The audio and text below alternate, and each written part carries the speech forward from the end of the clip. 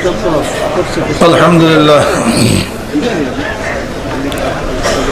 আলহামদুলিল্লাহ নাহমাদুহু ওয়া নাস্তাঈনুহু ওয়া নাস্তাগফিরুহু ওয়া নাউযু বিল্লাহি মিন শুরুরি আনফুসিনা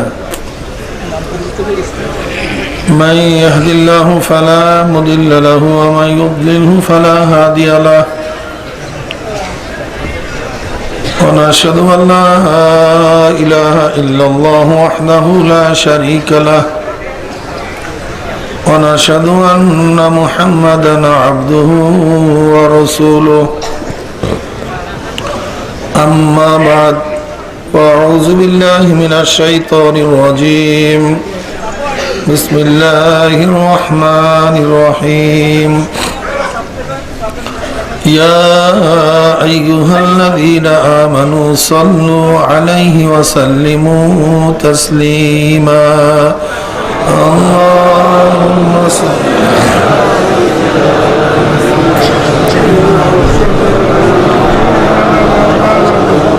صلى الله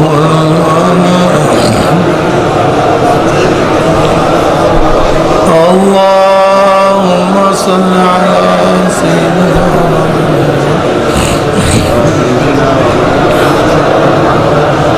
صلى الله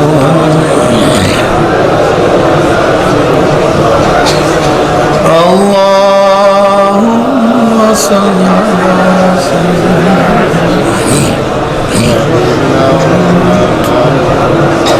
صلى الله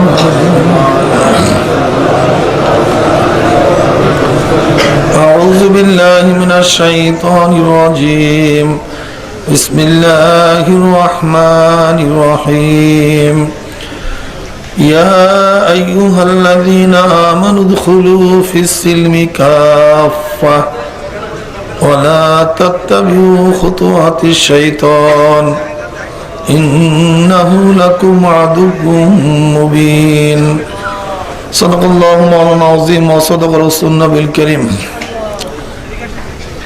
الله পাকের বান্দা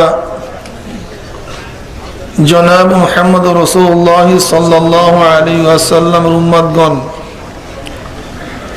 আল্লাহ পাক রব্বুল আলামিন আপনাকে আমাকে এই ফিতনা ফাসাদের জমানায়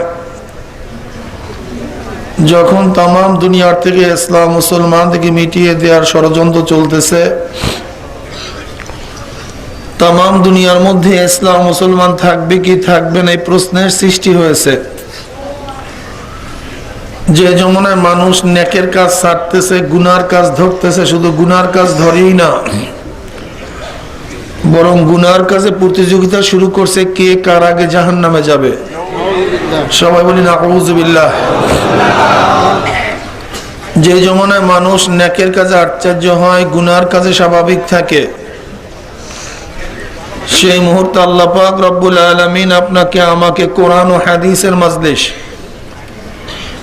আলেম ওলামা মুমিন মুত্তাকিন জাকিরিন শাকিরিনদের গুরুত্বপূর্ণ এক দামি মাজলিসে আসার বসার বলা শোনার তৌফিক আল্লাহ পাক দান করছেন। এর জন্য শুকরিয়া আমরা সবাই বলি আলহামদুলিল্লাহ। দীর্ঘদিন পর্যন্ত মাহফিলের আওয়াজ বিভিন্ন কায়দায় আপনাদের দ্বারে দ্বারে কানে কানে পৌঁছাবার চেষ্টা করা হয়েছে। অনেক লোকের অনেক সুযোগ সুবিধা থাকা সত্ত্বেও তারা মাহফিলে আসতে পারে নাই। কত কপাল পরা চার দোকানে আড্ডার মধ্যে লিপ্ত, কেউ গান শোনার মধ্যে, টেলিভিশনে ড্যান্স দেখার মধ্যে, কেউ বা বেহুদা গল্প গুজবের মধ্যে। কপাল পরার মাহফিলে আসতে পয়সাও খরচ হয় না, কষ্টও লাগে না, তা সত্ত্বেও কপাল পরা মাহফিলে আসতে পারে নাই। হে কপাল পরা বদনসিব, তোমার চাটকি চাটা আড্ডা ব্যবসা বাণিজ্য তো কিছু পরেই শুরু করতে পারবা, কিন্তু আজকে রাত্রে তো মাহফিল আর বেশিক্ষণ চলবে না, একটু পরেই শেষ হয়ে যাবে। আবার মাহফিলের মধ্যে খোঁজ করে দেখবেন কিছু আল্লাহ পাকের বান্দা বহুত দূর দূরান্ত থেকে বহুত কষ্ট গেলে স্বীকার করে, ব্যবসা বন্ধ করে, ব্যবসা বাণিজ্য বন্ধ করে, সমস্ত ঝামেলার থেকে নিজেকে পরিত্রাণ দিয়ে মাহফিলে হাজির হয়ে গেছে। আল্লাহ পাক রব্বুল আলামিন তৌফিক না দিলে আপনি এবং আমিও কিন্তু আসতে পারতাম না। যে মাওলাই কারীম আপনাকে আমাকে ওই সমস্ত গাফেলদের অন্তর্ভুক্ত না করিয়া এই মুমিন মুত্তাকিন জাকিরিন শাকিরিনদের গুরুত্বপূর্ণ এক দামি মাজলিসে আসার বসার বলা শোনার তৌফিক দান করছেন। আমরা বেজান না খুশি? যারা আমরা খুশি হলাম, খুশির সাথে সবাই বলে আলহামদুলিল্লাহ। এই মাজলিস অনেক গুরুত্বপূর্ণ, অনেক দামি মাজলিস। কেমন দামি? আমরা লক্ষ্য করছি দুনিয়ার মধ্যে যারা দামি হয় তাদেরকে গার্ড অব অনারের ব্যবস্থা করা হয়। অমুক দেশে প্রেসিডেন্ট আসছে, প্রাইম মিনিস্টার আসছে, গার্ড অব অনার। ঠিক আপনারও দামি হওয়ার কারণে আল্লাহ পাক রব্বুল আলামিন আপনাদের জন্য গার্ড অব অনারের ব্যবস্থা করছেন। বক্তব্য আমার না। ওয়ান আবি হুরায়রা রাদিয়াল্লাহু তাআলা আনহু ওয়ান আবি সাঈদ খুদরি রাদিয়াল্লাহু তাআলা আনহু আন্নাহুমা শাহাদা আলা রাসূলিল্লাহি সাল্লাল্লাহু আলাইহি ওয়াসাল্লাম। পড়েন সাল্লাল্লাহু আলাইহি ওয়াসাল্লাম। ক্বালা ক্বালা রাসূলুল্লাহি সাল্লাল্লাহু আলাইহি ওয়াসাল্লাম। সবাই পড়েন ক্বালা ক্বালা রাসূলুল্লাহি সাল্লাল্লাহু আলাইহি ওয়াসাল্লাম। মা মিন কওমিন ইসতামাউ ইয়াসকুল্লাহ তাআলা লা ইউরিদুনা বিযালিকা ইল্লা ওয়াজহাহু। ونبي قال قال رسول الله صلى الله عليه وسلم لا يقود قوم يذكرون الله تعالى إلا حفتهم الملائكة وغشيتهم الرحمة ونزلت عليهم السكينة وذكرهم الله في من عنده رواه مسلم। মুসলিম শরীফের হাদিসের ভাষ্য অনুযায়ী গোটা এরিয়াকে ফেরেশতারা ঘিরে ফেলাইছে। অনবরত মাজলিস রহমত এবং সাকিনা বর্ষণ হইতেছে। শুধু তাই নয়, আল্লাহ পাক রব্বুল আলামিন আপনাকে আমাকে নিয়ে ফেরেশতাদের মধ্যে আলোচনা শুরু করছেন। কি মাজলিসের দাম আছে কি নাই? অনেক গুরুত্বপূর্ণ দামি মাজলিস। বুখারী শরীফের দীর্ঘ এক রওয়ায়াতের মধ্যে আসছে ওয়ান আবি হুরায়রা রাদিয়াল্লাহু তাআলা قال قال رسول الله صلى الله عليه وسلم إن لله ملائكة يطوفون في الطرق يلتمسون أهل الذكر فإذا وجدوا قوما يذكرون الله تعالى تنادوا هلموا إلى حاجتكم فيحفونهم بأذنة السماء الدنيا فيسألهم ربهم عز وجل وهو عالم منهم ما يقول عبادي تقول يسبحونك ويكبرونك ويحمدونك ويمجدونك يقول الله عز وجل فما يسألوني يقولون يسألونك الجنة يقول هل رأوها يقولون الله رب ما رأوها إلى آخر الحديث। নবী আলাইহিস সালাতু ওয়াস সালামের হাদিসের ভাষ্য অনুযায়ী ফেরেশতারা পাখনা দিয়া ঢাকতে ঢাকতে ঢাকতে ঢাকতে প্রথম আসমান পর্যন্ত গোটা এরিয়া ঘিরে ফেলাইছে। এই মাজলিস অনেক গুরুত্বপূর্ণ দামি মাজলিস। কেমন দামি? যেমন লন্ড্রির মধ্যে আমরা যখন জামা কাপড় দেই, জামা কাপড়গুলি ময়লা থাকে না পরিষ্কার থাকে? কিন্তু লন্ড্রিওয়ালা যখন জামা কাপড় ফেরত দেয় তখন পরিষ্কার না ময়লা? ঠিক মাজলিসের মধ্যে যখন ঢুকছিলাম তখন আমল নামায় বহুত ময়লা ছিল, গুনাহ ছিল, কিন্তু আল্লাহ পাক কবুল করলে মাজলিস থেকে যখন বের হয়ে যাব গুনাহ সব সাফ হয়ে যাবে, ক্লিয়ার, পরিষ্কার। যেমন লন্ড্রিওয়ালা মেশিনের মধ্যে কিছুক্ষণ বা সোটার সাবান দিয়া খাসার পরে কাপড়ের ময়লাগুলি সব দূর হয়ে যায়, ঠিক আপনাদেরকে কোরআন ও হাদিসের নসিহাতের মাধ্যমে, জিকির আজকারের মাধ্যমে, দুরূদ ইস্তিগফারের মাধ্যমে এখন আপনাদের কলবকে খাসা হবে। যেরকম লন্ড্রিওয়ালা খাসার পরে কাপড় পরিষ্কার হয়, আমাদের কলব খাসার পরও আমাদের কলব পরিষ্কার হয়ে যাবে। আসছিলাম গুনাহ নিয়ে, যাব নেক নিয়ে। সুবহানাল্লাহ।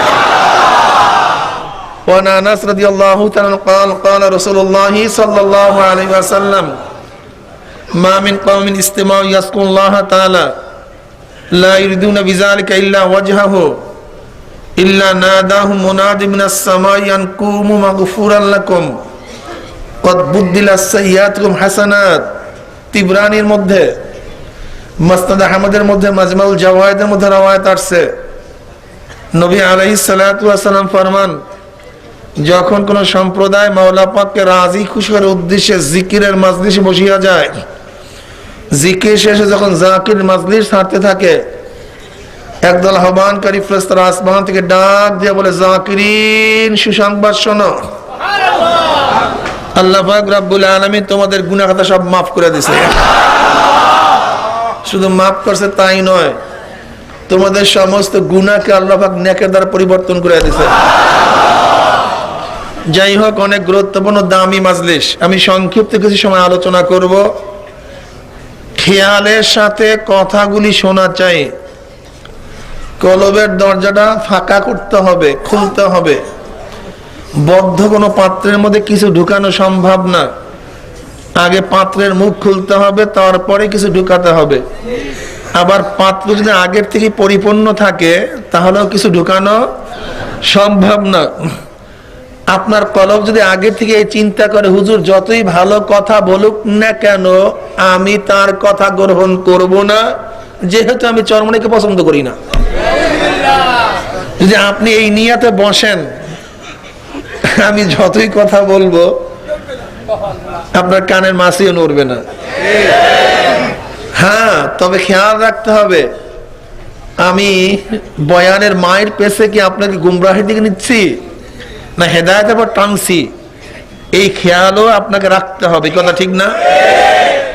যদি কথাগুলি শরিয়াত সম্মত হয় তাহলে গ্রহণ করব, শরিয়াতের উল্টা পাল্টা খেলাফ হলে প্রত্যাখ্যান করব। রাজি আছে না ভাই? লা তুআত লি মাখলুকিন ফি মাসিয়াতিল খালিক। গুনার উপরে মুমিন কাউর কথা মানতে কথা বলেন যদিও সেই গুনার আদেশটা বাবা করুক না কেন, শ্রদ্ধা থাকবে, সম্মান থাকবে, বেয়াদবি করব না, কিন্তু বাবার সেই গুনার আদেশটা আমি পালন করব না। দাড়ি কাট, অল্প বয়সে দাড়ি রাখছো, এরকম কিছু নাফরমান বাবা আছে না? আল্লাহ পাক ছেলেকে হেদায়েত দান করছে, বাবাকে মাহরুম করে ফেলাইছে, লম্বা জামা গাই দিস, বাবাই টিটকারি করে। শ্রদ্ধা ঠিক থাকবে, আব্বা আব্বা সব ঠিক, খবরদার বেয়াদবি হবে না, মাথা উঁচা হবে না। আব্বুর সাথে যত বড় মুশরিক হোক, কাফের হোক, যাই হোক না কেন, মা বাবার সাথে বেয়াদবি করা যাবে না। খবরদার, খবরদার, বেয়াদবি করা যাবে না, আদব ঠিক। লেকিন গুনার হুকুমটা আমি মানবো না।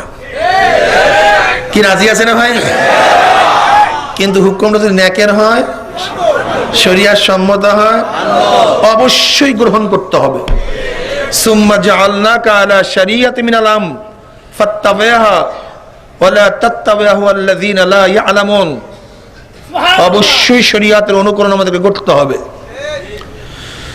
আমি যে আয়াত শরীফ তেলাওয়াত করছি, আল্লাহ পাক রব্বুল আলামিন কালামে পাকের মধ্যে ফরমান, ইয়া আইয়ুহাল্লাযীনা আমানু দুখুলু ফিস সিলমি কাফা ওয়া লা তাত্তাবিউ খুতুওয়াতিশ শাইতান ইন্নাহু লাকুম আদুউম মুবিন। হে ঈমানদারেরা, সম্বোধন, উস্তাদ সম্বোধন করছেন, হে আমার ছাত্ররা। উস্তাদের সম্বোধনের মধ্যে যারা ছাত্র তারাই অন্তর্ভুক্ত, যারা ছাত্র না আমার সাথে কথা বলতে হবে তালে তালে, তারা কি না ভাই? বের হওয়ার জন্য বলতে হয় নাই, হে আমার ছাত্ররা। যারা ছাত্র না তারা বের হয়ে যাও, এই অতিরিক্ত কথা বলার কোনো প্রয়োজন নেই। যেহেতু সম্বোধন করছে ছাত্রদেরকে, যারা নন ছাত্র সব আউট। ঠিক আল্লাহ পাক ইয়া আইয়ুহাল্লাযীনা আমানু, হে ঈমানদারেরা। যারা মুমিন না সব বাদ, কাফের, মুশরিক, মুনাফিক, থাকবে শুধু মুমিন। আমার বয়ানে ফায়দা দিবে যাদের মধ্যে ঈমান আছে, যাদের ঈমান নাই ফায়দা হবে না। না, আমার ঔষধ ওই রোগীরই রোগ সারবে যেই রোগীর মধ্যে রূহ আছে। যে রোগীর মধ্যে রূহ নাই, আমি ড্রামে ড্রামে ঔষধ পান করালো সেই রোগীর সামান্য পরিমাণে রোগ সারবে না। আমার বয়ান তো মুমিন কি ফায়দা দিব, ওয়াযাক্কির ফাইন্না যিকরা তানফাউল মুমিনিন। নসিহত তো মুমিন কি ফায়দা দিবে, যাদের মধ্যে ঈমান নাই ফায়দা হবে না। কোনো ফায়দা না, বরং রোগ বাড়তেও পারে। ফি কুলুবিহিম মারাদুন ফাযাদাহুমুল্লাহু মারাদা। ঈমান কি জিনিস? তিনটা জিনিসের সমন্বয়ে ঈমান হয়। কয়টা জিনিসের? অন্তরে বিশ্বাস করা, বিশ্বাস অনুযায়ী স্বীকার করা, বিশ্বাস ও স্বীকার অনুযায়ী কাজ করা। বিশ্বাস ও স্বীকার অনুযায়ী কাজ করা। মনে থাকবে ইনশাআল্লাহ। অন্তরে, কিন্তু স্বীকারটা বিশ্বাসের খেলাফ, উল্টা, মুনাফিক। জোরে বলেন। ফাকালাতিল আরাবু আমান্না কুল লাম তুমিনু ওয়ালাকিন কুলু আসলামনা। আরব্য কিছু গ্রাম্য কিছু ব্যক্তি নবী আলাইহিস সালাতু ওয়াস সালামের নিকট আসছেন, বলতেছেন, ইয়া নবী আল্লাহ, আমরা ঈমান আনছি। কি আনছি? ঈমান। আল্লাহ পাক উম্মি ওহী নাযিল করলেন, আপনি বলে দেন তোর ঈমান আনস নাই, বরং তোর ইসলাম গ্রহণ করছো। কি বুঝলেন? ইসলাম গ্রহণ। তো ঈমান ও ইসলাম এই আয়াতের মধ্যে ভিন্ন। হ্যাঁ, ঈমান ও ইসলাম যখন একই জায়গায় আসে তখন ঈমানের অর্থ হয় বিশ্বাস, ইসলামের অর্থ হয় বাহ্যিক আমল। কিন্তু ঈমান ও ইসলাম যখন ভিন্ন ভিন্ন জায়গায় আসে তখন ঈমানের দ্বারা ইসলাম উদ্দেশ্য, ইসলামের দ্বারা ঈমান উদ্দেশ্য। ইজা ইস্তিমা ইফতারাকা ওয়া ইজা ইফতারাকা ইস্তিমা। যখন ঈমান ও ইসলাম এক হয়ে যায় তখন ঈমানের অর্থ বিশ্বাস, ইসলামের অর্থ বাহ্যিক আমল। কিন্তু যখন ঈমান ও ইসলাম ভিন্ন ভিন্ন জায়গায় আসে তখন ঈমান দ্বারা ইসলাম উদ্দেশ্য, ইসলাম দ্বারাও ওয়াল্লাযীনা আমানু আশাদ্দু হুব্বাল লিল্লাহ। এখানে ইসলাম উদ্দেশ্য, ঈমান উদ্দেশ্য। ওয়ালা তামুতুন্না ইল্লা ওয়া আনতুম মুসলিমুন। এই ইসলামের মধ্যে ঈমান উদ্দেশ্য। আল্লাহ পাক মুসলমান না হয়ে মরতে নিষেধ করছেন, ঈমানের কথা তো বলেন নেই, অথচ এখানে ইসলামের মধ্যে কি আছে? ঈমানও আছে। তিন জিনিসের সমন্বয়ে ঈমান হয়। অন্তরে বিশ্বাস অনুযায়ী স্বীকার, বিশ্বাস ও স্বীকার অনুযায়ী কাজ হুবহু মিলতে হবে। টার্গেট ঠিক মতো লাগাতে গেলে তিন জায়গায় মিল থাকতে হবে। কি কথা ঠিক না? বন্দুকের গোড়া, মাথা, ফাঁকি, এই তিন জায়গায় টার্গেটের মধ্যে মিল না থাকলে যেরকম শিকার হয় না, ঠিক বিশ্বাস, স্বীকার এবং কাজে পরিণত এই তিন জিনিসের ছাড়া ঈমানও পাওয়া যায় না।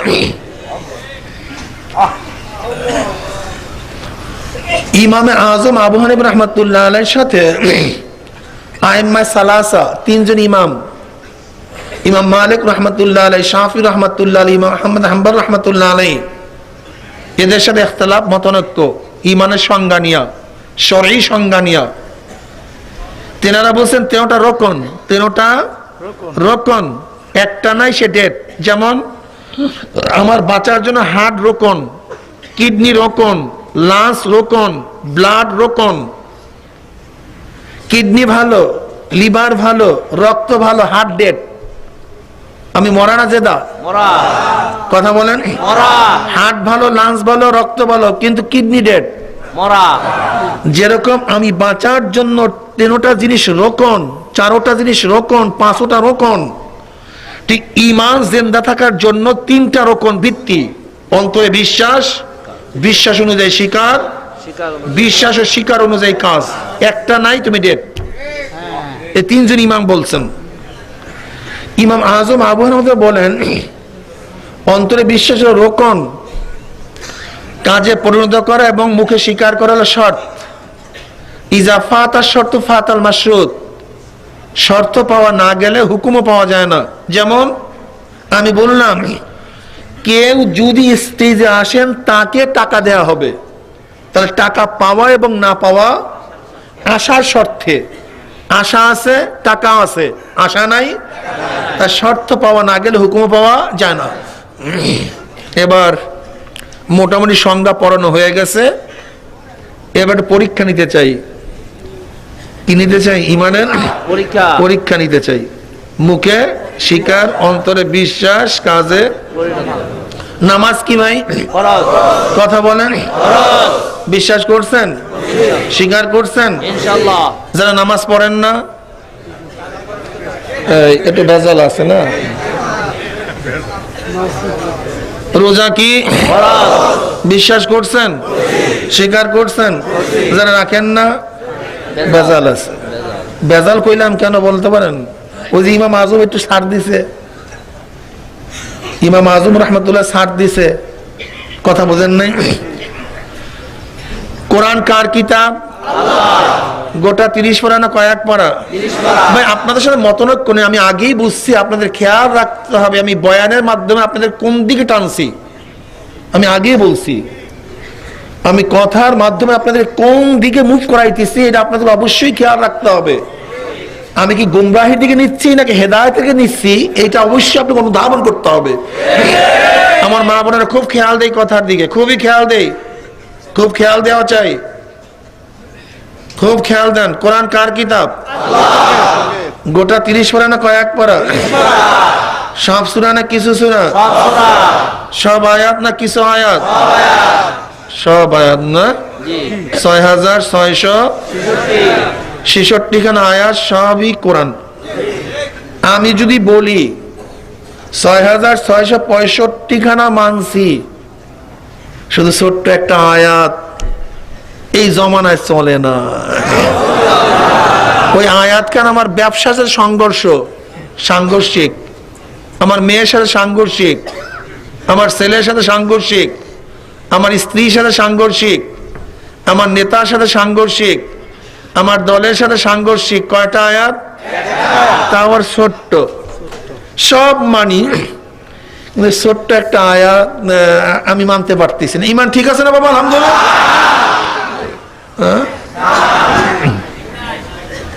আমি কিন্তু নামাজ পড়ি, রোজা রাখি, টুপি, দাড়ি, লম্বা জামা, তাহাজ্জুদ, অল এভরিথিং কমপ্লিট, কোন জায়গায় ত্রুটি নেই, কিন্তু ছোট্ট। ইমান ঠিক আছে না? আলহামদুলিল্লাহ। দেখেন তো আল্লাহ পাক কি বলেন, ইনিল হুকমু ইল্লা লিল্লাহ। আল্লাহ বলেন ওই কোরআনের মধ্যে, ইনিল হুকমু ইল্লা লিল্লাহ। শোন, আসমান সৃষ্টি করছি আমি, জমিনও আমি, পানি, পাহাড়, পর্বত, বাতাস, তোকে, তোর বাবাকে, তোর দাদাকে, তোর 14 গোষ্ঠীর স্রষ্টা আমি। যেহেতু সব আমার, আইনও আমার। সরমনে পিসাব বলছে, ওটা দেখে আছে না? তো দারুল উলুম মোহতামিম সাহেবের কথা, মুফতি সাহেবের কথা, ইনিল হুকমু আইন, একমাত্র আমি মাওলার, অন্য কাউর না। আপনি বলছেন না হুজুর সেকুলারিজম, তা ঠিক আছে, ডেমোক্রেসি, তা ক্যাপিটালিজম, কমিউনিজম, সোশ্যালিজম, না হুজুর গণতন্ত্রবাদ, হ্যাঁ, ধর্মনিরপেক্ষবাদ, সমাজতন্ত্রবাদ, পুঁজিবাদ। নামাজ তো পড়তেছেন, সেজদা তো করতেছেন, কিন্তু ইমানকে হাত দিয়া দেখছেন? ইমানের অবস্থা কি? ও নামাজ পড়ি না আমরা অনেকেই। আয়াত কি? ওয়াকিমুস সালাহ বলেন, আকিমুস সালাহ। এই আকিমুস সালাহ, এই আয়াতের মাধ্যমে নামাজ ফরজ। এই আয়াতের মাধ্যমে নামাজ কি হয়েছে? গোটা দুনিয়ার কোন মানুষ যারা মুমিন, যারা মুসলমান, তাদের মধ্যে কোনো মতনৈক্য নাই। গোটা দুনিয়ার সমস্ত যারা বেঈমান সেটা বাদ দেন, ফকির ফাকার হলে বেঈমান, সেগুলো ভিন্ন কথা। যারা মুমিন তারা সবাই একমত, নামাজ। সে আয়াত থেকে আকিমুস সালাহ পড়েন, পড়েন। আকিম মানে কায়েম করো, প্রতিষ্ঠিত করো, সালাহ নামাজ। এই আয়াতের দ্বারা কি ফরজ ভাই? এবার পড়েন আকিমুদ্দিন, পড়েন পড়েন আকিমুস সালাহ, আকিমুদ্দিন। আকিম শব্দের দ্বারা আব্দুল লজুব, এর দ্বারা উজুব সাবেত হইছে। কায়েম করো, আকিমুস সালাহ, তোমরা, জমা, তোমরা নামাজ কায়েম করো। এই আকিম শব্দের মাধ্যমে গোটা দুনিয়ার সমস্ত মানুষ একমত, নামাজ। এবার আল্লাহ পাক একই শব্দ প্রয়োগ করেন, এক শব্দ হুবাহু, আকিমুদ্দিন, তোমরা দিন কায়েম করো। ওই নামাজ কায়েম করার ব্যাপারে কোনো ইশকাল, ইখতিলাফ, মতনৈক্য নাই, কিন্তু দিন কায়েম করার ব্যাপারে মতনৈক্য করেন কেন? আপনারাই ফতুয়া দেবেন, একটু আর একটু সামনে যান, ফতুয়া শুরু হয়ে যাবে না, দেখবেন না অবস্থাটা কি হয়। পড়েন কুতিবা আলাইকুমুস সিয়াম, পড়েন। বয়ান তো সবসময় আজকে 10 দিই, ঠিক আছে না? ফরজ করা হয়েছে তোমাদের উপরে রোজা, কামা কুতিবা আলাল্লাযিনা মিন ক্বাবলিকুম লাআল্লাকুম তাত্তাকুন। এই আয়াতের মাধ্যমে রোজা ফরজ, গোটা দুনিয়ার সমস্ত মুমিন একমত। ফামান শাহিদা মিনকুমুশ শাহরা ফালিয়াসুম, এই আয়াতের দ্বারা কিন্তু রোজা ফরজ হয় নাই, বরং অন্য একটা হুকুমকে মানসুখ করা হয়েছে। সেই হুকুমটা কি? আগেকার জমানার উম্মতের উপর রোজা ফরজ ছিল, কিন্তু ফেদিয়া দিয়া রোজা না রাখতেও পারতো। রোজা ফরজ, কিন্তু আমি ফেদিয়া দিয়া দিলাম, রোজা রাখলাম না, পারতো। লেকিন উম্মতে মুহাম্মাদের উপরে রমজান মাস পাবা তো ফেদিয়া দিলে হবে না। ফামান শাহিদা মিনকুমুশ শাহরা ফালিয়াসুম, তোমাকে অবশ্যই রোজা রাখতে হবে। কিন্তু রোজা ফরজের আয়াত হলো কুতিবা আলাইকুমুস সিয়াম, বলেন কুতিবা আলাইকুমুস সিয়াম, বলেন কুতিবা আলাইকুমুস সিয়াম। এর দ্বারা কি ফরজ? রোজা ফরজ। আচ্ছা, আপনাদের খুলনার কোন আলেম, কোন ইমাম, কোন মুয়াজ্জিন, কোন তোলাবা, কোন মুমিন কি আজ পর্যন্ত বলছে, শুনছেন রোজা ফরজ না? এবার আসেন কুতিবা আলাইকুমুল কিতাল, পড়েন কুতিবা আলাইকুমুল কিতাল, কুতিবা আলাইকুমুল কিতাল। কুতিবা আলাইকুমুল কিতাল, একই কুতিবা আলাইকুম, কুতিবা আলাইকুম, ওখানে সিয়াম, এখানে কিতাল। কুতিবা আলাইকুমুস সিয়াম, কুতিবা আলাইকুমুল কিতাল। যদি কুতিবা আলাইকুম এই শব্দের মাধ্যমে রোজা ফরজ, গোটা দুনিয়ার সমস্ত মুমিন এক মত পোষণ করতে পারে, একই শব্দ আল্লাহ পাক প্রয়োগ করছেন, কুতিবা আলাইকুমুল কিতাল, তোমরা অন্যায়ের মোকাবেলা করো। সেখানে অন্যায়ের মোকাবেলা করতে আপনাদের এত ইশকাল কেন, ফতুয়া কেন? কারণটা কোথায়? হ্যাঁ, বলতে পারো যে মৌকা নাই, মৌজা নাই, স্থান নাই, অমুক নাই, তমুক নাই, হ্যাঁ মানি। কিন্তু সরদার দো আলম তো কিয়ামত পর্যন্ত জন্য নবী, কোন জামানার জন্য না, কোন কওমের জন্য না, কোন এলাকার জন্য না, গোটা জামানার জন্য, গোটা কওমের জন্য, কিয়ামত পর্যন্ত জন্য আমার নবী নবী। কাজে আমার নবী গোটা দুনিয়ার মাহওয়াল সম্পর্কে স্পষ্ট হাদিসে বলিয়া গেছেন, কখন কোন অবস্থায় কি করতে হবে। কি কথা ঠিক না? ঠিক। কোন আবি সাঈদ খুদরি রাদিয়াল্লাহু তাআলা قال قال رسول الله صلى الله عليه وسلم من راى منكم منكرا فليغير بيده فإن لم يستطع فبلسانه فإن لم يستطع فبقلبه وذلك أضعف الإيمان رواه مسلم। মুসলিম শরীফের মধ্যে হাদিস আসছে, আমার নবী কি বললেন? তোমরা যখন দেখবে আমরে মুনকার, কোন গর্হিত কাজ, খোদাদ্রোহী কাজ, ইসলামের খেলাফ কাজ, যদি শক্তি থাকে তাহলে হাত দ্বারা পরিবর্তন ঘটায়া দাও। ফালিয়ুগাইরু বিয়াদিহি, হাত দিয়া। যদি সিনেমা শক্তি থাকে পরিবর্তন, মসজিদ কায়েম করে দাও। যদি থিয়েটার কায়েম করে সেখানে মাদ্রাসা কায়েম করে দাও। গানের মাজলিস পরিবর্তন করে সেখানে ওয়াজের মাজলিস কায়েম করে দাও। পরিবর্তন করে দাও। গুনাহ সেখানে নেকের দ্বারা পরিবর্তন করে দাও। যদি সেই পরিমাণে শক্তি না থাকে,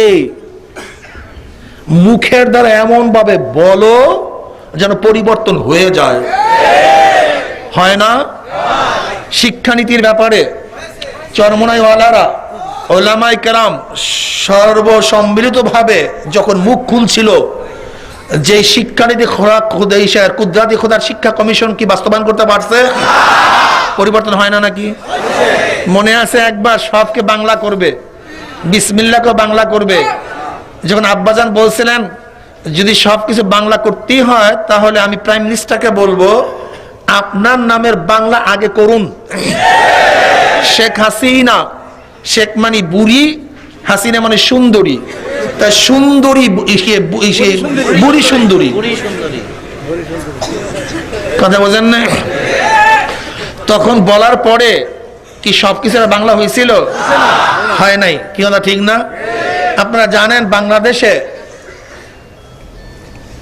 ইসলামের নামে রাজনীতি করা, মোবাইল ফোন দ্বিতীয়বার যার বাংলা ছেড়ে ভেঙে বলাইবেন, দ্বিতীয়বার কথা যার যার বাঁচবে।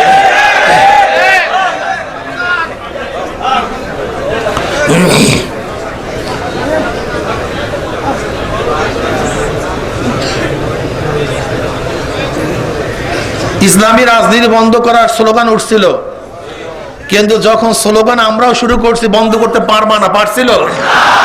পারে না। এরকম হাজারো জিনিস, গ্রিক মূর্তি মারামারি করছিলাম না খালি আলোচনা করছিলাম, কি রাখতে পারছে? পারে নাই। তাহলে কি দেখলাম? এই জমানাতেও যদি মুখ দিয়া সবাই ভূমিকা পালন করে অবশ্যই গর্হিত কাজ পরিবর্তন হতে বাধ্য।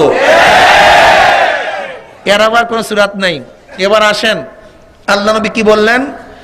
যদি সেই পরিমাণের শক্তি না থাকে তাহলে মনে মনে ঘৃণা করো, ঠিক না?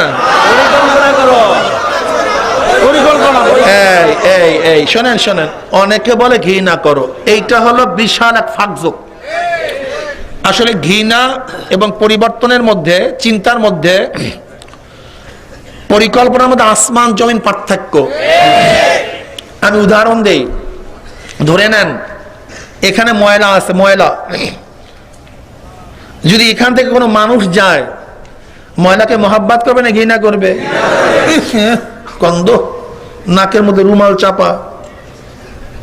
যত মানুষ 1 কোটি 5 কোটি 100 কোটি মানুষ যদি ময়লার কাছ থেকে যায়, ঘৃণা করবে না মহাব্বত করবে? কিন্তু ময়লা ময়লার জায়গায় 1 কোটি মানুষের 100 কোটি মানুষের ঘৃণায় ময়লা যায় না, বরং পুরান হইছে, দুর্গন্ধ। কিন্তু এক ব্যক্তি পরিকল্পনা করছে, এক ব্যক্তি, শুধু এক ব্যক্তি। ময়লা, বালতির প্রয়োজন, পানির প্রয়োজন, ঝাড়ার প্রয়োজন, ছোটার প্রয়োজন, এক ব্যক্তি পরিকল্পনা কইরা পানি দিয়া সাফ কইরা ময়লা পরিষ্কার করে দিয়েছে। ময়লা আছে, কি করছিল? আর 1 কোটি মানুষ, 1 কোটি মানুষের ঘৃণায় ময়লা যায় না, কিন্তু এক ব্যক্তির পরিকল্পনায় ময়লা নেই। কিয়ামত পর্যন্ত ঘৃণা করবেন, ময়লা যাবে না, দুর্গন্ধ যাবে না। কিন্তু যখনই সমাজ পরিবর্তন করার জন্য পরিকল্পনা করবেন, সমাজের মধ্যে ময়লা থাকতে পারবে না। কথাটা বুঝাতে পারি নাই? ওলামায়ে কেরাম এই হাদিসের তরজমা তো আপনারা এরকম করতেছেন কারণ আমি জানি না। আল্লাহর হাবিবের হাদিস কি? মান রাআ মিনকুম মুনকারান ফালিয়ুগাইয়িরু বিয়াদিহি ফাইন লাম ইয়াস্তাতি ফাবিয়ুগাইয়িরু বিলিসানিহি ফাইন লাম ইয়াস্তাতি ফাবিয়ুগাইয়িরু বিকলবি। তাগায়্যুর হইছে আত্মার উপর, আত্মা হইছে তাগায়্যুর উপরে। তুমি মুখ দ্বারা, হাতের দ্বারা, অন্তরের দ্বারা পরিবর্তন করতে থাকো। কি কথা ঠিক না? এর জন্য আজও যারা এই সমাজ থেকে গর্হিত কাজ করার জন্য পরিকল্পনা করেন না, নবী আলাইহিস সালাতু ওয়াস সালাম, আমি ঈমানের ব্যাখ্যা দিয়েছিলাম, নবী আলাইহিস সালাতু ওয়াস সালাম 3 নাম্বারটাকে বলছেন ওয়া যালিকা আযওয়াফুল ঈমান। এইটা হলো ঈমানের একবার জয়ীফ, দুর্বল, নিম্ন।